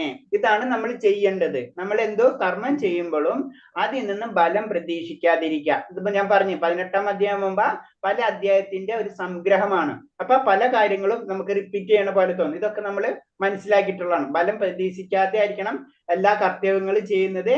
അപ്പോൾ എന്താണ്? അത് ആ ചെയ്യുന്ന കർമ്മത്തെ പറ്റിയാണ് ഇപ്പൊ പറയുന്നത്. കർമ്മം, ആദ്യത്തെ കർമ്മം എന്താണ്? താമസം ഇതിനെ പറ്റി പറഞ്ഞ്, അതായത് വ്യാമോഹം കൊണ്ട് നമ്മൾ നിയത കർമ്മങ്ങൾ ഉപേക്ഷിക്കാൻ പാടില്ല. അത് അങ്ങനെ ഉപേക്ഷിച്ചു കഴിഞ്ഞാൽ നമ്മൾ അത് തമോ ഗുണമുള്ള കർമ്മം. പിന്നെ അടുത്ത രജോ ഗുണമുള്ള കർമ്മം. പിന്നെ എന്താണ്? സത്വഗുണം. വിധിക്കപ്പെട്ട കർമ്മം ചെയ്യുന്ന ത്യാഗം സാത്വികമാണ്. അപ്പൊ സാത്വികമായിട്ടുള്ള കർമ്മമാണ് പറയുന്നത്. അടുത്തത് പറയുന്നത് നാദേഷ്ടി കുശലം കർമ്മ കുശലേന കുശലം കർമ്മ കുശലേനാനു ജഷദേത്യാഗി സാത്ത സമാവിഷ്ടോ മേധാവി ചിഹ്ന സംശയ. സാത്വികനും ബുദ്ധിമാനുമായ ത്യാഗിക്ക് അശുഭ കർമ്മങ്ങളോട് വെറുപ്പോ ശുഭകർമ്മങ്ങളിലെ ആസക്തിയോ തോന്നാറില്ല. അദ്ദേഹത്തെക്കുറിച്ചുള്ള സംശയങ്ങൾ തീർന്നതായിരിക്കും. അദ്ദേഹത്തിന് കർമ്മത്തെക്കുറിച്ചുള്ള സംശയങ്ങൾ തീർന്നതായിരിക്കും. അപ്പൊ ഒരു ത്യാഗിനെ പറ്റി, ഒരു ബുദ്ധിമാനുള്ള ത്യാഗി എന്താണ്? അവന് വെറുപ്പോ ശുഭോ ആസക്തിയോ ഇതൊന്നും ഉണ്ടാവില്ല. അദ്ദേഹത്തിന് എല്ലാ കാര്യങ്ങളും മനസ്സിലായിട്ടുണ്ടാവും. അതാണത് പറയുന്നത്. അപ്പൊ സാത്വികമായിട്ടുള്ള സ്വഭാവമുള്ളവർക്ക് ആരോടും വെറുപ്പുണ്ടാവില്ല. തന്റെ ശരീരം ക്ലേശങ്ങളോട് പോലും, തന്റെ കാലദേശങ്ങൾ, തങ്ങളുടെ പ്രവർത്തന ക്ലേശബലങ്ങൾ ഭയപ്പെടാതെ അവർ പ്രവർത്തിക്കും. അവർക്ക് ശരീരത്തിൽ പല ക്ലേശങ്ങൾ ഉണ്ടായാലും അത് അവിടക്കും അവരെ അഫക്റ്റ് ചെയ്യില്ല. കാരണം ശരീരമെല്ലാം ഞാൻ എന്ന് മനസ്സിലാക്കി കഴിഞ്ഞ ഒരു അവസ്ഥ. അതാണ് ത്യാഗിനെ സംബന്ധിച്ച് പറയുന്നത്. നഹി ദേഹഭൃത സത്യം തൃക്തും കർണാശേഷദായസ്തു കർമ്മഫലത്യാഗി സാത്യാഗ്യതി ദീയതേ. ശരീരസ്ഥനായ ജീവന് കർമ്മങ്ങളെ നിശേഷം ത്യജിക്കുക സാധ്യമല്ല തന്നെ. കർമ്മഫലങ്ങൾ ഉപേക്ഷിച്ചവനെ യഥാർത്ഥ ത്യാഗി എന്ന് പറയാം. അപ്പൊ എന്താണ്, നമുക്കറിയാം നമുക്ക് ശരീരം ഉണ്ട് അല്ലെ. ശരീരം ഉണ്ടെങ്കിൽ എന്താ സംഭവിക്കുന്നത്, നമുക്ക് ശരീരം നിലനിർത്തേണ്ട കാര്യങ്ങൾ നമ്മൾ ചെയ്തേ പറ്റുള്ളൂ. അപ്പൊ അത് പെട്ടെന്ന് നമുക്ക് സ്റ്റോപ്പ് ചെയ്യാൻ പറ്റില്ല. അപ്പൊ അത് പറയണത് ശരീരസ്ഥനായ ജീവന് കർമ്മങ്ങൾ നിശേഷം ത്യജിക്കാൻ കഴിയില്ല. അപ്പൊ എന്താണ്, കർമ്മഫലങ്ങൾ നമുക്ക് വേണ്ടെന്ന് വെക്കാം, പക്ഷെ കർമ്മങ്ങൾ ചെയ്യാതിരിക്കാൻ നമുക്ക് പറ്റില്ല. അതിന് ഉദാഹരണം പറയണം. ഇപ്പൊ നമ്മൾ അന്താരാഷ്ട്ര കൃഷ്ണാവബോധ സമിതിയിലെ ഓഫീസിലും ഫാക്ടറികളിലും മറ്റും കഠിനമായി പ്രവർത്തിച്ചു പോരുന്നുണ്ടല്ലേ പല വ്യക്തികളും. നമ്മൾ അറിയാതെ നമ്മുടെ ബാക്കിൽ പല വ്യക്തികളും, നമ്മളെ ആചാര്യന്മാരും അതേപോലെ തന്നെ വ്യക്തികൾ, വലിയ വലിയ വൈഷ്ണവ വ്യക്തികൾ, ഇവരെല്ലാവരും ഭഗവാന് വേണ്ടി എല്ലാവരും വർക്ക് ചെയ്തിട്ടുണ്ട്. അതിന് ഓഫീസ് വേണം, അതിന് സ്ഥാപനങ്ങൾ വേണം, അതിനുള്ള കാര്യങ്ങൾ ചെയ്യണം. അതിൽ കുറെ അഡ്മിനിസ്ട്രേഷൻ വർക്കുകൾ കുറെ വരുന്നുണ്ട് അല്ലെ. ഒരേ ക്ഷേത്രം എന്ന് പറയുമ്പോൾ അതിന് കറണ്ട് ബില്ല് അടയ്ക്കണം, അതിന് ടാക്സ് അടയ്ക്കണം, ലാൻഡ് ടാക്സ്, ആ ടാക്സ് ചെക്ക്, അവിടുത്തെ അഡ്മിനിസ്ട്രേഷൻ വർക്ക് ഇഷ്ടത്തിനുണ്ട്. നമ്മൾ കീർത്തനവും നാമം ജപിച്ചിരിക്കുകയല്ല അവിടെ ചെയ്യുന്നത് അല്ലെ. അതും ചെയ്യണം, പക്ഷെ നമ്മളെ ബാക്കിയുള്ള കാര്യങ്ങൾ നമ്മൾ ചെയ്തിരിക്കണം. അതാണ് നിയത കർമ്മങ്ങൾ എന്ന് പറഞ്ഞാൽ. അത് നമുക്ക് ചെയ്തേ പറ്റൂ, അല്ലെങ്കിൽ ആ സ്ഥാപനം അവിടെ നിലനിൽക്കോ ഇല്ല, എന്ത് തന്നെയായാലും. അപ്പൊ അതാണ് പറഞ്ഞത്. അപ്പൊ അവർ ചെയ്യുന്നത് എന്താണ്, അവരെന്താണ്, അവരുടെ ജീവിതം മുഴുവൻ എന്താണ്, അവർ അതിനു വേണ്ടി വർക്ക് ചെയ്യണം. അപ്പൊ അവിടെ എന്താണ്, അവിടെ മെയിൻ പോയിന്റ് എന്താണ്, ഭഗവാൻ. അതെന്നാണ്, അവർ സംഘടനയ്ക്ക് വേണ്ടിയാണ് അവരെല്ലാ എഫേർട്സുകളും ചെയ്യുന്നത്. അതായത് ഒരു ആചാര്യനായാലും ബ്രഹ്മചാരി ആണെങ്കിലും അവരുടെ ജീവിതം മുഴുവൻ അതിന് സമർപ്പിച്ചിരിക്കണം. അതിന്റെ അർത്ഥം എന്ന് വെച്ചാൽ അവർ ഫുൾ ടൈം നാമം ജപിച്ചിരിക്കുകയല്ല. അവർക്ക് അതായത് വർക്ക് ചെയ്യാൻ വേണ്ടിയിട്ടുള്ള പല കാര്യങ്ങൾ, പുസ്തകം ഡിസ്ട്രിബ്യൂഷൻ ചെയ്യണം, പുസ്തകത്തിനെ പറ്റി റെഫറൻസുകൾ നോക്കണം, അത് പഠിക്കണം, മറ്റുള്ളവർക്ക് പറഞ്ഞു കൊടുക്കണം, അങ്ങനത്തെ കാര്യങ്ങൾ. പിന്നെ ഒരു ക്ഷേത്രമാണെങ്കിൽ ക്ഷേത്രത്തിന്റെ കുറെ നിയമാവലികളുണ്ട്, അത് പാലിക്കണം, അത് മറ്റുള്ളവരെ ഗൈഡ് ചെയ്യണം, ഇങ്ങനെ കുറെ കാര്യങ്ങളുണ്ട്. അപ്പൊ അവര് ചെയ്യണത് എന്താണ്, അവർ അതിൽ നിന്നൊരു ഫലം പ്രതീക്ഷിച്ചിട്ടില്ല. എനിക്കിത് ചെയ്ത് കഴിഞ്ഞ് ഇത് കിട്ടുന്ന പ്രതീക്ഷിക്കുന്നു, ഭൗതികമായിട്ടൊന്നും പ്രതീക്ഷിക്കുന്നില്ല. ഇത്തരം വിശിഷ്ട ആത്മാക്കളാണ് യഥാർത്ഥ സന്യാസിവര്യന്മാർ. ഇവരാണ് സന്യാസികൾ. അപ്പൊ അവര് നിയതകർമ്മങ്ങൾ തെറ്റിക്കുന്നുണ്ടാ ഇല്ല. എന്നാൽ അവർക്ക് ഭഗവാന്റെ കാര്യങ്ങൾ ചെയ്യുന്നുണ്ടാ ഉണ്ട്. അവരാണ് ശരിക്കും സന്യാസികൾ എന്ന് പറയുന്നത്. കർമ്മഫലങ്ങളെ ത്യജിക്കേണ്ടത് എങ്ങനെയെന്ന് എന്തിനു വേണ്ടിയാണെന്ന് ഈ ശ്ലോകം വ്യക്തമാക്കുന്നു. ഇതാണ് മനസ്സിലാക്കേണ്ടത്. നമ്മള് ഭഗവാന് വേണ്ടി ചെയ്യുന്ന കാര്യങ്ങൾ ചെയ്തുകൊണ്ടിരിക്കണം, അതാണ് ചെയ്യുന്നത്. അതിൽ നിന്ന് നമ്മൾ ഫലം പ്രതീക്ഷിക്കുന്നില്ല. അവര് ആ ക്ഷേത്രങ്ങളിൽ പല അഡ്മിനിസ്ട്രേഷൻ വർക്ക് ചെയ്തിട്ട് അവർ അതിൽ നിന്ന് ഫലം പ്രതീക്ഷിക്കുന്നില്ല. അവരുടെ ജീവിതം അതിലേക്ക്. അതാണ് കറക്റ്റ് സന്യാസം എന്ന് പറഞ്ഞത്. അതാണ് സന്യാസം എന്ത് ചെയ്യുന്നത്, മറ്റുള്ളവർക്ക് ആത്മീയ ജ്ഞാനങ്ങളെ തരുന്നത്. ഇപ്പൊ നമുക്ക് പഠിക്കുന്ന എങ്ങനെയാണ്, നമ്മൾക്ക് ഈ ക്ലാസ്സസ് ഒക്കെ കണ്ടക്ട് ചെയ്യണത് നമുക്കറിയാം, നാമനിഷ്ഠ പ്രഭു അല്ലെ, പ്രസിഡന്റ്. അവിടെ അതുപോലെ തന്നെ 2-3 ബ്രഹ്മചാരികളാണ് ആ ക്ഷേത്രം കംപ്ലീറ്റ്. പിന്നെ കുറെ ഇതേപോലെ തന്നെ വ്യക്തികൾ കൂടി ഇങ്ങനെ അത് നടന്നു പോണത്. അപ്പൊ ആ പ്രഭുവിന്റെ ഒരു അനുഗ്രഹമാണ് നമുക്ക് ഈ ക്ലാസ്സുകളൊക്കെ നമുക്ക് കണ്ടക്ട് ചെയ്യാൻ പറ്റുന്നത് അല്ലെ. അവരാണ് ശരിക്കും സന്യാസിവര്യന്മാര്. കാരണം എല്ലാവരിലേക്ക് എത്തിക്കുന്നു ഭഗവാന്റെ കാര്യങ്ങൾ. പിന്നെ അതിൽ നിന്ന് ബലം പ്രതീക്ഷിക്കുന്നുണ്ടോ ഇല്ല, ഒന്നും പ്രതീക്ഷിക്കുന്നില്ല. ഒന്നുമില്ല അവർക്ക്. ബ്രഹ്മചാരികളാണ് അവർക്ക് ഒന്നും പ്രതീക്ഷിക്കുന്നില്ല ഭൗതികത. അപ്പൊ അതാണ് സന്യാസം, അതാണ് സന്യാസത്തിന്റെ. അപ്പൊ അവര് കർമ്മങ്ങൾ ചെയ്യുന്നുണ്ടോ, ചെയ്യുന്നുണ്ട്. അപ്പൊ എല്ലാവരും പരിത്യാഗിക്കാണ് അല്ല. അതിന് ഭഗവാൻ എല്ലാവരും പരിത്യാഗിച്ചു കഴിഞ്ഞാൽ സന്യാസി ആവില്ല. അത് എത്താം, അതൊക്കെ ലാസ്റ്റ് പോയിന്റ്. അനിഷ്ടം ഇഷ്ടം മിശ്രം ച തത്രവിധം കർമ്മണ ഫലം ഭവ്യതേ ത്യാഗിനം പ്രേത്യ നാതു സന്യാസിനം ഹിച്ഛേത്. അനിഷ്ടം ഇഷ്ടം മിശ്രം എന്നിങ്ങനെ 3 വിധത്തിലുള്ള കർമ്മഫലങ്ങളെല്ലാം ത്യാഗികളല്ലാത്തവർക്ക് മരണാനന്തരം അനുഭവിക്കേണ്ടി വരും. സന്യാസികൾക്ക് അത്തരം അനുഭവം ഉണ്ടാവില്ല. അപ്പൊ എന്താണ്, ത്യാഗികളല്ലാത്തപ്പോ സാധാരണ ജനങ്ങൾക്ക് എന്താണ്, നമുക്ക് ഇഷ്ടമുണ്ട് അനിഷ്ടമുണ്ട് മിശ്രം രണ്ടും ഉണ്ടാവും. അപ്പൊ അതിന്റെ കർമ്മഫലങ്ങൾക്ക് നമുക്ക് ഇഷ്ടമില്ലാത്ത കാര്യങ്ങൾ ചെയ്യേണ്ടി വരും, ഇഷ്ടമുള്ള കാര്യങ്ങൾ ചെയ്യേണ്ടി വരും. പകുതി ഇഷ്ടമുള്ള കാര്യങ്ങൾ ചെയ്തിട്ട് വരും, പകുതി ഇഷ്ടമില്ലാത്ത കാര്യങ്ങളൊക്കെ നമുക്ക് ചെയ്യേണ്ടി വരും. അത് സാധാരണ നമുക്കുണ്ട്. അപ്പൊ അതിന്റെ കർമ്മഫലങ്ങള് നമുക്ക് ലഭിച്ചിരിക്കും. പക്ഷെ എന്താണ്, ത്യാഗികൾക്ക് ഏറ്റവും ടോപ്പിലുള്ളവർക്ക് അവർക്ക് അത് വരില്ല. സന്യാസികൾക്കും അത് അനുഭവിക്കേണ്ടി വരില്ല. കാരണം എന്താണ്, അവര് ജീവിതം മുഴുവനും ഭഗവാന് വേണ്ടി അവരെന്ത് കർമ്മം ചെയ്യുന്നുണ്ടെങ്കിലും അത് ഭഗവാന് വേണ്ടിയാണ് ചെയ്യുന്നത്. അതാണ് വ്യത്യാസം. അടുത്തത് സമയം ലേറ്റ് ആയാ ഇല്ലല്ലേ? ഓക്കെ. പഞ്ചൈതാനി മഹാബാഹോ കാരണാനി നിബോധമേ സംഖ്യേ കൃത പ്രോക്താനി സിദ്ധയേ സർവകർമ്മണാം. മഹാബാഹുവായ അർജുന, വേദാന്ത പ്രമാണം അനുസരിച്ച് സർവകർമ്മങ്ങളുടെ നിർവഹണത്തിന് 5 കാരണങ്ങളുണ്ട്. അവയെ പറ്റി ഇനി പറയാം. ഇത് എന്നിൽ നിന്ന് കേൾക്കൂ. ഇനി പറയുന്ന സർവകർമ്മങ്ങൾ, നമ്മൾ എന്തൊരു കാര്യം, കർമ്മം എന്ന് പറഞ്ഞാൽ എന്താണ്, നമ്മൾ എന്തെങ്കിലും കാര്യം ചെയ്യാല്ലേ, അതിനെ കർമ്മം എന്ന് പറയുന്നത് അല്ലെ. അതിന്റെ പിറകില് 5 കാരണങ്ങൾ ഉണ്ടെന്ന് പറഞ്ഞു. ഈ 5 കാരണങ്ങൾ ഇല്ലാണ്ട് ഒരു കാര്യം ഉണ്ടാവില്ല. കർമ്മം ചെയ്യണം നമ്മൾ സംസാരിക്കണം, അപ്പൊ അതിനൊരു കാരണമുണ്ട്. അങ്ങനെ 5 കാരണങ്ങൾ ചേർന്നാലേ ഒരു കർമ്മം സംഭവിക്കുള്ളൂ. ഈ സർവകർമ്മങ്ങളും 5 കാരണങ്ങൾ ഉണ്ടെന്നും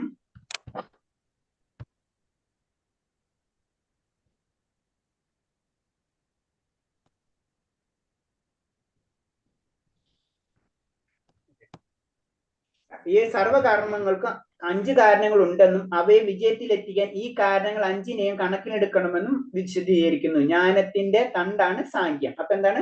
ഈ 5 കാരണങ്ങൾ ഇല്ലാണ്ട് ഒരു കാരണവും ഉണ്ടാവില്ല, ഒരു കർമ്മവും നമുക്ക് ചെയ്യാൻ കഴിയില്ല. അനുഷ്ഠാനം തഥകർത്ത കാരണം ച പൃഥഗ്വിധം വിവദാശ്ച പൃഥക് ചേഷ്ട ദൈവം ചൈവാത്ര പഞ്ചമം. അനുഷ്ഠാനം ശരീരം, കർമ്മം ചെയ്യുന്ന ആൾ, കരണങ്ങൾ, ഇന്ദ്രിയങ്ങൾ, നാനാവിധത്തിൽ ഉദ്യമങ്ങൾ, പരമാത്മാവ് എന്നിവയാണ് കർമ്മത്തിന്റെ 5 ഘടകങ്ങൾ. ഈ 5 ഘടകങ്ങൾ എന്ന് പറയുമ്പോൾ നമ്മൾ ഒരു കാര്യം ചെയ്യണമെങ്കിൽ ഈ 5 കാര്യം വേണം. ഒന്ന് എന്ന് പറഞ്ഞാൽ നമ്മുടെ ശരീരം. നമ്മുടെ ശരീരം ഇല്ലാണ്ട് നമുക്കൊന്നും ചെയ്യാൻ പറ്റില്ല. ഒന്ന്, കർമ്മം ചെയ്യുന്ന ആൾ, അതെന്ന് പറഞ്ഞാൽ നമ്മൾ തന്നെ. കർമ്മം ചെയ്യുന്ന ശരീരം മാത്രം പോലെ ഞാൻ എന്നല്ലേ ഒരു വ്യക്തി ഉണ്ട് അല്ലെ നമ്മളുടെ ഉള്ളിൽ, ആ പവർ ഉണ്ട് നമുക്ക്. ശരീരം മാത്രം പോലെ അതിനൊരു പവർ നമുക്കാണ്. അതാണ് കർമ്മം ചെയ്യുന്ന ആൾ. കരണങ്ങൾ, ഇന്ദ്രിയങ്ങൾ, പിന്നെ നാനാവിധത്തിലുള്ള ഉദ്യമങ്ങൾ. നമ്മൾ എന്ത് ചെയ്യണം നമുക്കറിയണം. അതിപ്പോ നമ്മൾ ക്ലാസ് എടുക്കണം അല്ലെ, അപ്പൊ നമ്മളൊരു ഉദ്യമം ഉണ്ട് ക്ലാസ് എടുക്കാന്നുള്ളത്. അപ്പൊ നാനാവിധത്തിലുള്ള ഉദ്യമങ്ങൾ, പിന്നെ പരമാത്മാവ് ഭഗവാൻ. ഈ 5 കാര്യങ്ങൾ ഇല്ലാണ്ട് ഒരു കാര്യം നടക്കില്ല. ഞാൻ ഉണ്ടാവണം, ജീവാത്മാവ് ഉണ്ടാവണം, ശരീരം ഉണ്ടാവണം, ജീവാത്മാവ് ഉണ്ടാവണം, നമ്മൾ പ്രവർത്തിക്കാൻ വേണ്ടിയിട്ടുള്ള ഉപകരണങ്ങൾ, അതാണ് ഇന്ദ്രിയങ്ങൾ, അതുണ്ടാവണം. പിന്നെ നമ്മൾ എന്താ കാര്യങ്ങളാണ് ചെയ്യേണ്ടത് അത് നമുക്കറിയണം, അതാണ് ഉദ്യമങ്ങൾ എന്ന് പറയുന്നത്. പിന്നെ അങ്ങനെ ഇതിനെല്ലാത്തിനും കണക്ട് ചെയ്യുന്നത് പരമാത്മാവാണ്. ഈ പരമാത്മാവില്ലാതെ ഇതൊന്നും നടക്കില്ല ചുരുക്കി പറഞ്ഞു കഴിഞ്ഞാൽ. അപ്പൊ ഇത്രയും കാര്യങ്ങളാണ് ഈ 5 ഘടകങ്ങൾ ഉണ്ടായാലോ നമുക്ക് എന്തെങ്കിലും ചെയ്യാൻ പറ്റുള്ളൂ. അതാണ് കർമ്മം ചെയ്യാൻ പറ്റുന്ന ഈ 5 കാര്യങ്ങൾ ആവശ്യമാണെന്ന് പറയുന്നത്. ശരീരം വാക്മനോർബിയാത് കർമ്മ പ്രാരഭതേ നരാനായം വാ വിപരീതം വാ പഞ്ചൈത തസ്യ ഹേതവ. ന്യായമാവട്ടെ അന്യായമാവട്ടെ മനുഷ്യൻ തന്റെ ശരീരം, വാക്ക്, മനസ്സ് എന്നിവയില ചെയ്യുന്ന ഏതൊരു പ്രവൃത്തിയും കാരണം ഈ 5 ഘടകങ്ങളാണ്. അപ്പൊ നമ്മൾ ചെയ്യുന്ന തെറ്റോ ശരിയോ എന്നതല്ല സബ്ജക്റ്റ്. എന്ത് ചെയ്യണമെങ്കിലും ഈ 5 കാര്യങ്ങൾ നമുക്ക് ആവശ്യം. നമുക്ക് ശരീരം ഇല്ലെങ്കിൽ, തെറ്റ് ചെയ്യണമെങ്കിൽ നമുക്ക് ശരീരം വേണ്ടേ, ഞാൻ വേണം, പിന്നെ അതുപോലെ തന്നെ ഇന്ദ്രിയങ്ങൾ വേണം. അതേപോലെ തന്നെ എന്താ തെറ്റാണെങ്കിൽ ആ തെറ്റിന്റെ ഒരു കാരണം ഉണ്ടാവും, അതുണ്ടാവും. പിന്നെ എന്താണ് പരമാത്മ ഇല്ലാണ്ട് തെറ്റ് ചെയ്യണമെങ്കിലും പരമാത്മാവിന് സപ്പോർട്ട് ഇല്ലാണ്ട് നമുക്ക് ചെയ്യാൻ പറ്റില്ല അല്ലെ. പരമാത്മാവ് സാങ്ഷൻ ചെയ്യാണ്ട് ഒരു കാര്യവും നമുക്ക് ചെയ്യാൻ പറ്റില്ല. നമ്മൾ ഇഷ്ടത്തിനാണെങ്കിലും പരമാത്മാവ് സമ്മതിച്ചാലേ നമുക്ക് ചെയ്യാൻ പറ്റുള്ളൂ. പരമാത്മാവ് എന്ന് പറയുന്നത് അതാണ്. ന്യായമായ കർമ്മം എന്നാൽ ശാസ്ത്രനിഷ്ഠമായ ഇതിനർത്ഥം. അതിന് വിരുദ്ധമായ കർമ്മം അന്യായവുമാണ്. ഈ 2 വിഭാഗത്തിൽപ്പെട്ടാലും കർമ്മം നിറവേറ്റാൻ മുൻ പറഞ്ഞ 5 ഘടകങ്ങളും കൂടിയേ തീരൂ. അതായത് ന്യായം എന്ന് പറഞ്ഞു കഴിഞ്ഞാൽ നമുക്കറിയാം അത് ശാസ്ത്ര നിർദ്ദിഷ്ടമായിട്ടുള്ള കാര്യങ്ങളാണ്. നമ്മൾ ധർമ്മം എന്ന് പറയുമ്പോൾ എന്താണ് ഞാൻ പറഞ്ഞിട്ടുണ്ട്. ധർമ്മം എന്ന് പറഞ്ഞു കഴിഞ്ഞാൽ പിടിച്ചു നിർത്തുന്നതാണ്. നമ്മളെ ഒരു കുടുംബം വന്ന് കുടുംബത്തെ പിടിച്ചു നിർത്തുന്നത് നമ്മുടെ ധർമ്മമാണ് അല്ലെ. അതുപോലെ തന്നെ നമ്മളൊരു സമൂഹത്തെ പിടിച്ചു നിർത്തുന്ന ഒരു കാര്യം ഉണ്ടാവും, നമ്മൾ അറിയാണ്ട് ഒരു നിയമം ഉണ്ടാവും, അതാണ് ആ ധർമ്മം. അടുത്തത് രാജ്യത്തെ അല്ലെങ്കിൽ പ്രപഞ്ചത്തെ, ഇതിനൊക്കെ പിടിച്ചു നിർത്തുന്ന ഒരു നിയമമുണ്ട്, ആ ധർമ്മം. ആ ധർമ്മമാണ് ധർമ്മത്വ സാക്ഷാൽ ഭഗവത് പ്രണീതം എന്ന് പറയുന്നത്. അതാണ് സബ്ജക്റ്റ്. അപ്പൊ എന്ന് പറഞ്ഞത് തെറ്റാണ് ശരി, ശരി എന്ന് പറഞ്ഞത് എന്താണ്? ശാസ്ത്ര അനുസാരങ്ങൾക്ക് അനുസരിച്ച് പ്രവർത്തിക്കണം. അല്ലാത്തത് എന്താണ്? അതിന് അന്യായം എന്ന് പറയാം. അപ്പൊ തെറ്റാണെങ്കിലും ശരിയാണെങ്കിലും, ഏത് കർമ്മം തെറ്റാണെങ്കിലും ശരിയാണെങ്കിലും അതിന് ഈ 5 ഘടകങ്ങൾ കൂടിയേ തീരൂ. ചൈത്രവംശതി കർത്താരം ആത്മനം കേവലം തൂയഃ പശ്യതേ കൃതബുദ്ധി പശ്യതി ദുർമതി. ഈ 5 ഘടകങ്ങളെ കണക്കിലെടുക്കാതെ താൻ തന്നെയാണ് കർത്താവെന്ന് വിചാരിക്കുന്നവൻ തീർച്ചയായും ബുദ്ധിമാനല്ല. അയാൾക്ക് സംഗതികൾ യഥാർത്ഥത്തെ കാണാനും കഴിയുന്നില്ല. ഞാൻ അത് ചെയ്തു, ഞാൻ ഇത് ചെയ്തു എന്ന് നമുക്ക് പറയാൻ പറ്റില്ല. കാരണം അങ്ങനെ പറയുന്നവൻ ബുദ്ധിമാനല്ല. കാരണം ഈ 5 കാര്യങ്ങൾ ഉണ്ടായിക്കഴിഞ്ഞാല് ഒരു കാര്യം അവിടെ നടക്കുള്ളൂ. അപ്പൊ അതാണ് പറയുന്നത്. അപ്പൊ പരമാത്മാവ് തന്റെ സുഹൃത്ത് എന്ന നിലയിൽ ഹൃദയത്തിൽ ഇരുന്നു കൊണ്ട് കർമ്മങ്ങൾ നടത്തുമെന്ന് ഒരു മൂഢന് അറിഞ്ഞുകൂടാ. അപ്പൊ നമ്മൾ പരമാത്മാവിന്റെ പെർമിഷൻ ഇല്ലാതെ നമുക്ക് ഒരു കാര്യം ചെയ്യാൻ പറ്റുന്നില്ല എന്ന് ഒരു മൂഢന് മനസ്സിലാവില്ല. അപ്പൊ ഭഗവാന്റെ ഞാൻ എന്ത് ചെയ്യണമെങ്കിലും പരമാത്മാവ് നമ്മുടെ ഹൃദയത്തിലുണ്ട്. പരമാത്മാവിന്റെ സമ്മതമില്ലാതെ, ശരിയാണെങ്കിലും തെറ്റാണെങ്കിലും പരമാത്മാവിന്റെ സമ്മതമില്ലാതെ നമുക്ക് ചെയ്യാൻ പറ്റില്ല. അപ്പൊ എന്താണ്, ഭൗതിക കാരണങ്ങൾക്ക് ശരീരം, കർത്താവ്, കരണങ്ങൾ, പ്രയത്നം എന്നിവയാണെങ്കിൽ അത്യന്തികം കാരണം പരമജീവോത്തമ പുരുഷനാണ്. ഇതൊക്കെ ഉണ്ടെങ്കിലും എല്ലാതുണ്ട്. ഇപ്പൊ നമ്മൾ പറയില്ല ഇന്ത്യ പാകിസ്ഥാനായിട്ട് യുദ്ധം ചെയ്യാൻ എല്ലാ കാര്യങ്ങളും ഉണ്ട്. പക്ഷെ ഒരാള് പ്രൈം മിനിസ്റ്ററെ സാങ്ഷൻ കൊടുക്കണം, എന്നാലും യുദ്ധം എല്ലാതും റെഡിയാണ്. പക്ഷെ എന്താണ്, പ്രൈം മിനിസ്റ്റർ സാങ്ഷൻ കൊടുത്താലേ സ്റ്റാർട്ട് ആവുള്ളൂ എന്ന് പറഞ്ഞാല് പരമാത്മാവില്ലാതെ ഇതൊന്നും നടക്കില്ല. യസ്യ നാഹൃദോ ഭാവോ ബുദ്ധിർയസ്യ ന ലിഭ്യതേ ഹത്തോപി സ ഇമം ലോക നാഹന്തി ന നിബന്ധതേ. മിഥ്യഹങ്കാരത പ്രേരിതനല്ലാതെയും അനാശ്രിതമായ ബുദ്ധിയോടുകൂടി ഒരാൾ നരഹത്യയിൽ ഏർപ്പെട്ടാലും ഹിംസകനല്ല. താൻ ചെയ്യുന്ന കർമ്മങ്ങൾ അയാളെ ബന്ധിക്കുന്നില്ല. അപ്പൊ അതിനൊരു ഉദാഹരണമാണ് പറഞ്ഞത്. അതിൽ നരഹത്യയിൽ ഏർപ്പെടാനല്ല ഉദ്ദേശിക്കുന്നത്, മിഥ്യാഹങ്കാരത്തിന് പ്രേരണയിലല്ലാതെയും അനാശ്രിതനായ ബുദ്ധിയോടും ചെയ്യുന്ന നരഹത്യയിൽ ഏർപ്പെട്ടാൽ ഹിംസകനല്ല. അപ്പൊ ഒന്നും പ്രതീക്ഷിക്കാതെ നമ്മൾ ചെയ്യുകയാണെങ്കിൽ അത് തെറ്റ് ചെയ്താലും നമുക്ക് തെറ്റാണെന്ന് തോന്നും, എന്നാലും അത് തെറ്റല്ല. അതാണ് പറയുന്നത്. പരമപുരുഷന്റെ പരമാത്മാവിന്റെ നിർദ്ദേശമനുസരിച്ച് കൃഷ്ണബോധം പ്രവർത്തിക്കുന്നവൻ ഹിംസ ചെയ്താലും ഹിംസകനല്ല. പരമാത്മാവിന് വേണ്ടി എന്ത് ചെയ്താലും അത് ഹിംസ. അതിന്റെ അർത്ഥം എന്ന് വെച്ചാൽ ഹിംസ ചെയ്യാനല്ല. അതിനൊരു ഉദാഹരണം പറയണാണ്. അത്രയും പെർഫെക്റ്റ് ആയിട്ടുള്ള വ്യക്തി ആ തെറ്റുകൾ ചെയ്യില്ല. മനസ്സിലായി? അതിന് തെറ്റുകൾ ചെയ്താലും എന്ന് പറയുന്നത്.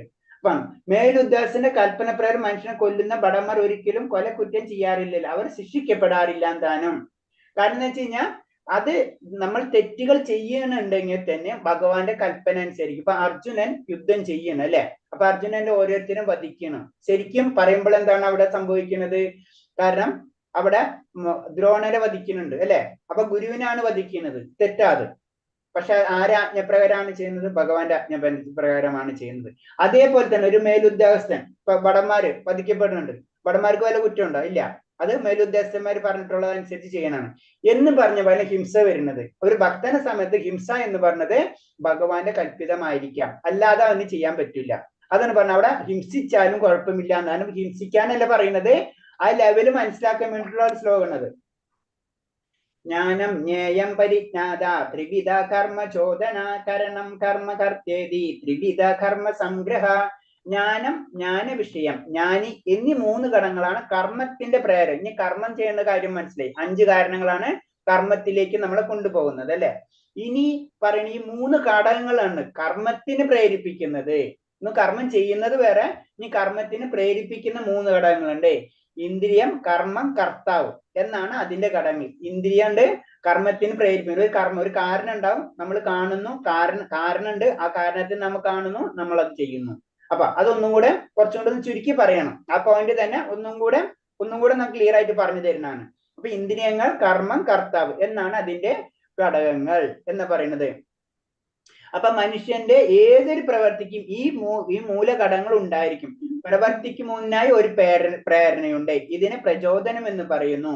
അപ്പൊ നമുക്ക് എന്താ, ഒരു പ്രവൃത്തി ചെയ്യണമെന്ന് ഒരു പ്രേരണ ഉണ്ടാവും, അതാണ് അതിന്റെ പ്രചോദനം എന്ന് പറയുന്നത്. പിന്നെ എന്താണ്, വികാരം, ഇച്ഛ, ഇതൊക്കെ മാനസിക പ്രക്രിയയിലൂടെ കടന്നു പോകും. ഇത് ഏത് കർമ്മത്തിന് ഇതാണ് പ്രചോദനം. അപ്പൊ നമ്മളൊരു കാര്യം ചെയ്യണമെന്ന് അതെന്താ ചെയ്യണം, അതിനെപ്പറ്റി ചിന്തിക്കും, പിന്നെ അതിനനുസരിച്ച് പ്രവർത്തിക്കും. അപ്പൊ ഇത് ഇന്ദ്രിയങ്ങൾ, കർമ്മം, കർത്താവ്, ഈ 3 കാര്യങ്ങളാണ് നമ്മളിന്ന് കർമ്മത്തിന് പ്രേരകമായിട്ടുള്ള ഘടകങ്ങൾ. സ്ലൈഡ് ഞാൻ നോക്കണില്ല, സ്ലൈഡില് ഞാൻ ബുക്ക് വെച്ചാണ് കൂടുതൽ എടുക്കുന്നത്. അതാ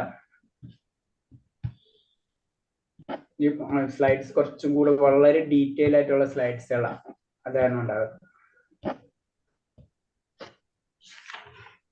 19 ജ്ഞാനം കർമ്മച്ച കർത്തച്ച ത്രിവിധ ഗുണഭേദ പ്രോപ്ചത്ത ഗുണസംഖ്യേന യഥാവച്ഛിന്നതാനഭി. ഭൗതിക പ്രകൃതി 3 വ്യത്യസ്ത ഗുണങ്ങൾ അനുസരിച്ച് 3 വിധത്തിലുള്ള ജ്ഞാനം, കർമ്മം, കർത്താവ് എന്നിവയുണ്ട്. അവയെ പറ്റി ഇനി കേൾക്കാം.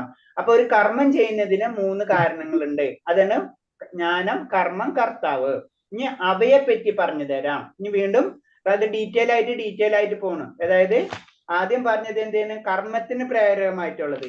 ഇനി എന്ത് പറഞ്ഞെന്ന് വെച്ച് കഴിഞ്ഞാൽ ഇനി പറയുന്നത് എന്താണ്, 3 വ്യത്യസ്ത ഗുണങ്ങൾ അനുസരിച്ച് 3 വിധത്തിലുള്ള ജ്ഞാനം, കർത്താവ്, കർമ്മം, ജ്ഞാനം, കർത്താവ്, കർമ്മം എന്നിവ ഉണ്ടെന്നാണ്. അപ്പൊ ആദ്യം ജസ്റ്റ് ജനറൽ ആയിട്ട് ഒന്ന് പറഞ്ഞു തന്നെ എന്താണ് കർമ്മം ചെയ്യാനുള്ള കാരണങ്ങൾ എന്താണ്, അതിന്റെ കാര്യങ്ങൾ പറഞ്ഞു തന്നു. ഇനി എന്താണ് പറഞ്ഞത്, വീണ്ടും പ്രകൃതിയുടെ ത്രിഗുണങ്ങൾക്ക് അനുസരിച്ച് നമ്മുടെ കർമ്മം മാറും. നമ്മുടെ ജ്ഞാനം മാറും, നമ്മുടെ കർത്താവ് മാറും. ഈ 3 കാര്യം പറയണം. നമ്മളെ പ്രകൃതിക്ക് നമുക്കൊരു ഗുണം കിട്ടിയിട്ടുണ്ടാവും. നമ്മൾ പ്രകൃതിയിൽ വന്നപ്പോ നമുക്ക് കൂടുതൽ സാത്വിക ഗുണമായിരിക്കും. അപ്പൊ നമ്മുടെ കർമ്മം സാത്വികമായിരിക്കും, ജ്ഞാനം സാത്വികമായിരിക്കും, നമ്മൾ ചെയ്യുന്ന പ്രവൃത്തി ഞാൻ എന്ന് പറയുന്നത് സാത്വികനായിരിക്കും. അതാണ് പറയുന്നത്. അപ്പൊ അതിൽ പറഞ്ഞ സർവഭൂതേഷു യേനേകം ഭാവമവ്യയമീഷതേ അവിഭക്തം വിഭക്തേഷു തദജ്ഞാനം വിധി സാത്വികം. അസംഖ്യം രൂപങ്ങളിൽ ഭിന്നമായി കാണപ്പെടുന്നെങ്കിലും എല്ലാ ജീവജാലും അവിഭക്തന് ഒരു അജ്ഞാന പ്രകൃതി കാണാൻ കഴിയുന്ന ജ്ഞാനം ഏതോ അതാണ് സാത്വികമായാണെന്ന് മനസ്സിലാക്കണം. അപ്പൊ ആദ്യം സാത്വികമായിട്ടുള്ള ജ്ഞാനം 3 കാര്യമാണ് പറയുന്നത്. ജ്ഞാനം, കർമ്മം, കർത്താവ്. അത് എന്താണ് ഭൗതിക പ്രകൃതിയുടെ ത്രിഗുണങ്ങളായിട്ട് ബന്ധപ്പെട്ടിരിക്കുന്നു പറയുന്നത്. അപ്പൊ ആദ്യത്തേത് എന്താണ്? ജ്ഞാനം. ജ്ഞാനം എന്താണെന്ന് പറയുന്നത്, അതിൽ സാത്വികമായിട്ടുള്ള ജ്ഞാനം എന്താണ് പറയുന്നത്. അപ്പൊ സാത്വികമായിട്ടുള്ള ജ്ഞാനം എന്ന് പറയുന്നത് പല രൂപങ്ങളുണ്ട് അല്ലെ. നമ്മള് മൃഗമുണ്ട്, നായുണ്ട്, പൂച്ചയുണ്ട്, അങ്ങനെ പല രൂപങ്ങളുണ്ട്. അപ്പൊ അതൊക്കെ വിഭിന്നമായിട്ട് ഞാനുണ്ട്. എല്ലാവരും വെവ്വേറെ രൂപങ്ങളാണ്. എങ്കിലും എവിടെ എന്താണ് ഒരു ഭക്തൻ എന്താണൊക്കെ കാണുന്നത്, അതിലെല്ലാത്തിനും പരമാത്മാവിനെ കാണാൻ കഴിയും അല്ലെ. ആ ആധ്യാത്മിക പ്രകൃതിയെ ആ വ്യക്തിക്ക് കാണാൻ കഴിയും. അങ്ങനെ കാണാൻ കഴിയുന്നതാണ് ആ ജ്ഞാനത്തെയാണ് സാത്വികമായിട്ടുള്ള ജ്ഞാനം എന്ന് പറയുന്നത്.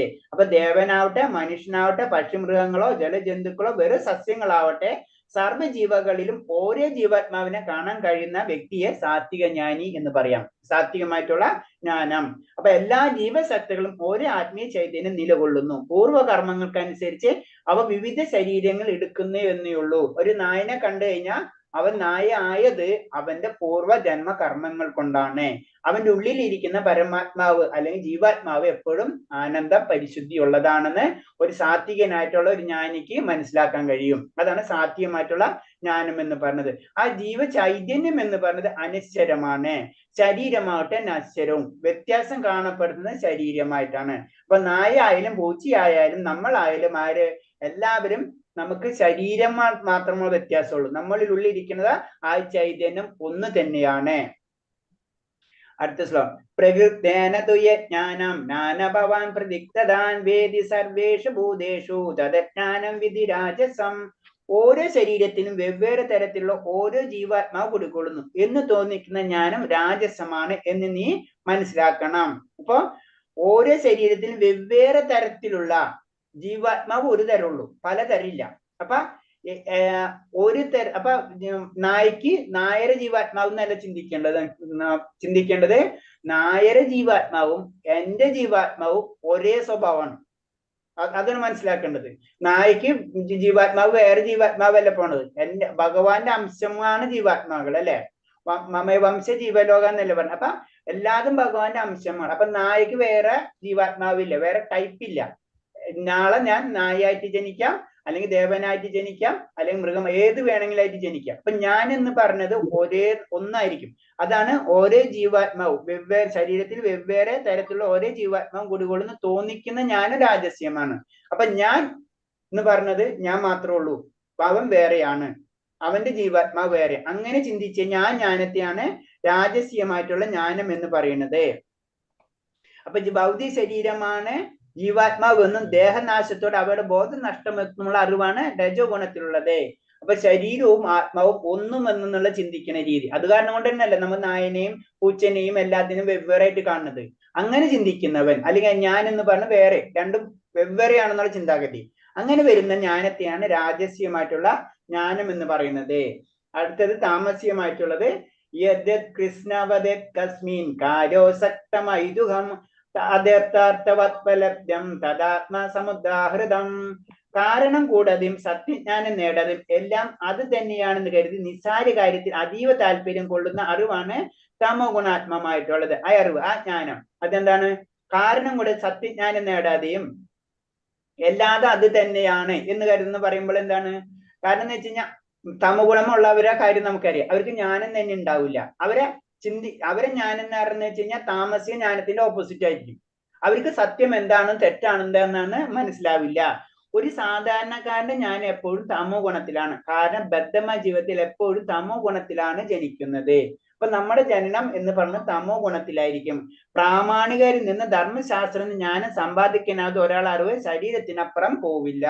നമ്മളെ അറിവ് പ്രമാണികരിൽ നിന്ന് നമ്മള് അല്ലെങ്കിൽ ആത്മീയമായിട്ടുള്ള വ്യക്തികളിൽ നിന്ന് നമ്മൾ അറിവ് സമ്പാദിക്കാത്തോടത്തോളം കാലം നമ്മുടെ ജ്ഞാനം തമോ ഗുണമായിരിക്കും. അയാൾക്ക് ധനമായിരിക്കും ഈശ്വരൻ. അറിവ് എന്നാൽ ശരീര ആവശ്യങ്ങൾ നിറവേറ്റുന്നതില്. അപ്പൊ അതാണ് നമ്മൾ പറയുന്നത് കൂടുതൽ തമോ ഗുണമായിട്ട് ബന്ധപ്പെട്ടിട്ടാണ്. നമുക്ക് ലക്ഷ്യം പൈസ, ധനം, പിന്നെ എന്താണ് നമ്മുടെ ശരീരങ്ങളായിട്ടുള്ള കാര്യങ്ങൾ നിറവേറ്റുക. ഇത് മാത്രമാണ് ഇവര് എന്ന് പറയുമ്പോ അവരെ ജ്ഞാനം എന്ന് പറഞ്ഞ ഭക്ഷണം, ഉറക്കം, സ്വയം രക്ഷ, മൈഥുന്യം, ഇത്ര ആവശ്യമുള്ളൂ. ഇതിനെയാണ് തമോ ഗുണജന്യമായ ജ്ഞാനം എന്ന് പറയുന്നത്. ഇതിനു വേണ്ടി ജീവിക്കുക. എന്ത്? നമുക്ക് നമ്മളെ ഭക്ഷണം, നല്ല ഭക്ഷണം കഴിക്കണം, നന്നായിട്ട് ഉറങ്ങണം, സ്വയം രക്ഷ ചെയ്യണം, മറ്റുള്ളവർ ഉപദ്രവിക്കാൻ പാടില്ല, അവർ ഉപദ്രവിച്ച് ഞാൻ ഉപദ്രവിക്കും, ആ ചിന്താഗതി, മൈഥുന്യം. ഈ 4 കാര്യങ്ങളാണ് സാധാരണ തമോ ഗുണ ജ്ഞാനം. ഇതിന് അവരെ ജ്ഞാനം, അതിന്റെ അപ്പുറത്തേക്ക് അവർ കടക്കില്ല. ഇത്ര ഉള്ളവരെ ജ്ഞാനം, അതാണ് തമോ ഗുണ ജ്ഞാനം എന്ന് പറയുന്നത്. അപ്പൊ ജ്ഞാനത്തിന്റെ സെക്ഷൻ കഴിഞ്ഞു. ഇനി അടുത്തത് പറയുന്നത് നിയതം സംഗരഹിതം ആരാഗദേശേകൃതം അഫല പ്രശ്നുന കർമ്മ യത്ത സാത്വികമുച്യതേ. അനാസക്തവും രോഗദോഷരഹിതവും ബലാസക്തി കൂടാതെ നിയന്ത്ര വിധിയിൽ ചെയ്യുന്ന കർമ്മം സാത്വികം എന്ന് പറയുന്നു. ഇപ്പൊ ആദ്യം നമ്മൾ എന്ത് പഠിച്ചത്? ജ്ഞാനത്തെ പറ്റി പറഞ്ഞു. 3 തരം ത്രികോണങ്ങളിൽ ബന്ധപ്പെട്ടിട്ടുള്ള 3 ജ്ഞാനത്തെ പറ്റി പറഞ്ഞു. ഇനി പറയുന്നത് കർമ്മത്തെ പറ്റി പറയുന്നത്. കർമ്മം എന്ന് പറയുമ്പോ അനാസക്തി. അപ്പൊ അതിൽ തന്നെ 3 വരും. എന്താണ്? സാത്വികമായിട്ടുള്ള കർമ്മം, അതേപോലെ രാജസീയമായിട്ടുള്ള കർമ്മം, അതേപോലെ താമസികമായിട്ടുള്ള കർമ്മം. അത് ജ്ഞാനത്തിന് പറഞ്ഞത്. ഞാൻ താമസത്തെ പറ്റി പറയുന്നതാണ്. അപ്പൊ അതില് അനാസക്തമായും രാഗദോഷരഹിതമായും ബലാസക്തി കൂടാതെയും നിയന്ത്രിതമായ വിധത്തിൽ ചെയ്യുന്ന കർമ്മം സാത്വികമാണ്. അത് സാത്വിക ഗുണത്തിന്റെ അത് തന്നെയാണ് കാര്യങ്ങൾ. നമ്മൾ കഴിഞ്ഞ അധ്യായങ്ങളൊക്കെ പഠിച്ചു തന്നെ ഒന്നും കൂടെ ഒന്ന് മനസ്സിലാക്കി തരാണ്. അതാണ് കർത്തവ്യ അവകാശമോ ആസക്തിയോ തജ്ജന്യങ്ങളായ രാഗദോഷങ്ങൾ കൂടാതെ ഭഗവത് പ്രീതിക്ക് വേണ്ടി കൃഷ്ണാവത്തോടെ അനുഷ്ഠിക്കണം. അതിൽ നിന്നുള്ളവാകുന്ന സംതൃപ്തി അഭിമാനമോ കണക്കാകാതെ ചെയ്യുന്ന കർമ്മം സാത്വികമാണ്. അതിനാണ് സാത്വികമായിട്ടുള്ള കർമ്മം എന്ന് പറയുന്നത്. അതിന് നമ്മൾ ഫലം ഒന്നും പ്രതീക്ഷിക്കാതെ ആയിരിക്കും നമ്മൾ ചെയ്യുക ഒരു കാര്യം ചെയ്യുമ്പോൾ. യത്തദോ കർമ്മസ്വനോ കർമ്മ സഹങ്കാരേണ വാ പുനഃ ക്രിയതേ ബഹുലായസം തദ്രാജസദാമുഹൃതം. തന്റെ ആഗ്രഹം നിറവേറ്റണം മിഥ്യാഹങ്കാരം കൊണ്ടോ ഏറെ പ്രയാസപ്പെട്ട് ചെയ്യുന്ന കർമ്മമാണ് രാജസ കർമ്മം. ഇവിടെ വരുമ്പോ എന്താണ്? നമുക്ക് നമ്മളെ ആഗ്രഹങ്ങൾ തീർക്കാൻ വേണ്ടി പല കാര്യങ്ങളും നമ്മൾ ചെയ്യും. ഇപ്പൊ സാധാരണ നമ്മളെല്ലാവരും ചെയ്യേണ്ടത് തന്നെ. നമ്മളെ ആഗ്രഹങ്ങൾ തീർക്കാൻ വേണ്ടി എല്ലാ കർമ്മങ്ങളും ചെയ്യാം. ആ കർമ്മത്തെയാണ് രാജസ്യമായിട്ടുള്ള കർമ്മം എന്ന് പറയുന്നത്. ഇപ്പൊ നമ്മൾ ഭൗതിക ലോകത്ത് നടക്കുന്നത്. അനുബന്ധം ക്ഷയഹിംസം അന്യപേക്ഷ പൗരുഷം മോഹധാരഭൃത്തോ കർമ്മ യത്തദാമുച്യതേ. തുടർന്നുണ്ടാകുന്ന കെട്ടുപാടുകളെയോ അന്യർക്കുണ്ടാകുന്ന നാശത്തെയോ ക്ലേശങ്ങളെ അവഗണിച്ചും ശാസ്ത്ര നിർദ്ദേശങ്ങൾക്കെതിരെയും വ്യാമോഹം മൂലം ചെയ്യുന്ന കർമ്മം എത്ര താമസം. പിന്നെ താമസത്തിന് പറ്റും. താമസികമായിട്ടുള്ള കർമ്മങ്ങൾ എന്ന് പറയുമ്പോൾ അവിടെ എന്ന് പറയുമ്പോൾ മറ്റുള്ളവർക്ക് വിഷമം ഉണ്ടാവണമെന്നോ ദുഃഖം ഉണ്ടാവണമെന്നോ അതിനെപ്പറ്റി ചിന്തയില്ല. അപ്പൊ അങ്ങനെ തന്നിഷ്ടപ്രകാരം, അതാണ് മൃഗതുല്യമായി കർമ്മങ്ങൾ. അവരെയാണ് എന്താ പറയുക? ആ കർമ്മത്തെയാണ് പറയുന്നത് തമോ കർമ്മം എന്ന് പറയുന്നത്. അതായത് ചുമതല ബോധം ഇല്ലാതെ വേദങ്ങൾ നിർദ്ദേശങ്ങൾ അടങ്ങിയ നിയന്ത്രണ തന്ത്രങ്ങളെ നശിപ്പിക്കുന്നു. വേദത്തിൽ പറഞ്ഞതിന് നേരെ ഓപ്പോസിറ്റ് ചെയ്യുക. തെറ്റ് ചെയ്യാൻ പറയുമ്പോൾ ശരി ചെയ്യാൻ പറയുമ്പോൾ തെറ്റ് ചെയ്യുക. നേരെ ഓപ്പോസിറ്റ് ചെയ്യുന്ന പ്രകൃതിക്കാരായിരിക്കും. അവർക്ക് എന്താണ്? മറ്റ് ജീവികളെ ഉപദ്രവിക്കുന്നതിനോ അന്നൊന്നും അവർക്ക് വിഷമം ഉണ്ടാവില്ല. അതായിരിക്കും അവർക്ക് കർമ്മം, അതായിരിക്കും അവർക്ക് ഇഷ്ടം. നേരെ ഓപ്പോസിറ്റ് ആയിരിക്കും. ആ കർമ്മത്തെയാണ് പറയുന്നത് എന്താണ്? താമസികമായിട്ടുള്ള കർമ്മങ്ങൾ എന്ന് പറയുന്നത്. നമുക്ക് നിർത്താം. 25 വെച്ചതൻ 25 വരെയായി. 25 നമുക്ക് നിർത്താന്ന്. ചെറിയ ചെറിയ ഇതാണ്, കൂടുതൽ ഇതില്ല. അതുകൊണ്ട് ഞാൻ ജസ്റ്റ് സ്പീഡിൽ എടുത്താണ്. അപ്പൊ അതില് ഫസ്റ്റ് പറയണത് സന്യാസവും, നമ്മൾ പറഞ്ഞത് സന്യാസവും ത്യാഗവും തമ്മിലുള്ള ഡിഫറൻസിന് ശ്ലോകം സ്റ്റാർട്ട് ആവുന്നത്. അപ്പൊ സന്യാസാണ് ഇമ്പോർട്ടൻസ്. സന്യാസത്തിന് എന്താ ചെയ്യുന്നത്? നമ്മള് പ്ലസ് നമ്മള് എന്താണ് ഭക്തിയിലേക്ക് വേണ്ട മാർഗം, യജ്ഞം, തപസ്, ദാനം, ഈ 3 കാര്യങ്ങളും നമ്മൾ ഉൾപ്പെടുത്തണം. അത് നമ്മൾ വീണ്ടും ഭക്തിയിലേക്ക് ഉയർത്തിക്കൊണ്ടുപോവാണ് ചെയ്യുക. അതാണ് ഭഗവാൻ പറഞ്ഞ അതൊരിക്കലും നീത കർമ്മങ്ങൾ നമ്മൾ ഒരിക്കലും ഉപേക്ഷിച്ചുകൂടാ എന്ന് പറയുന്നത്. പിന്നെ പറഞ്ഞു വരുന്നത്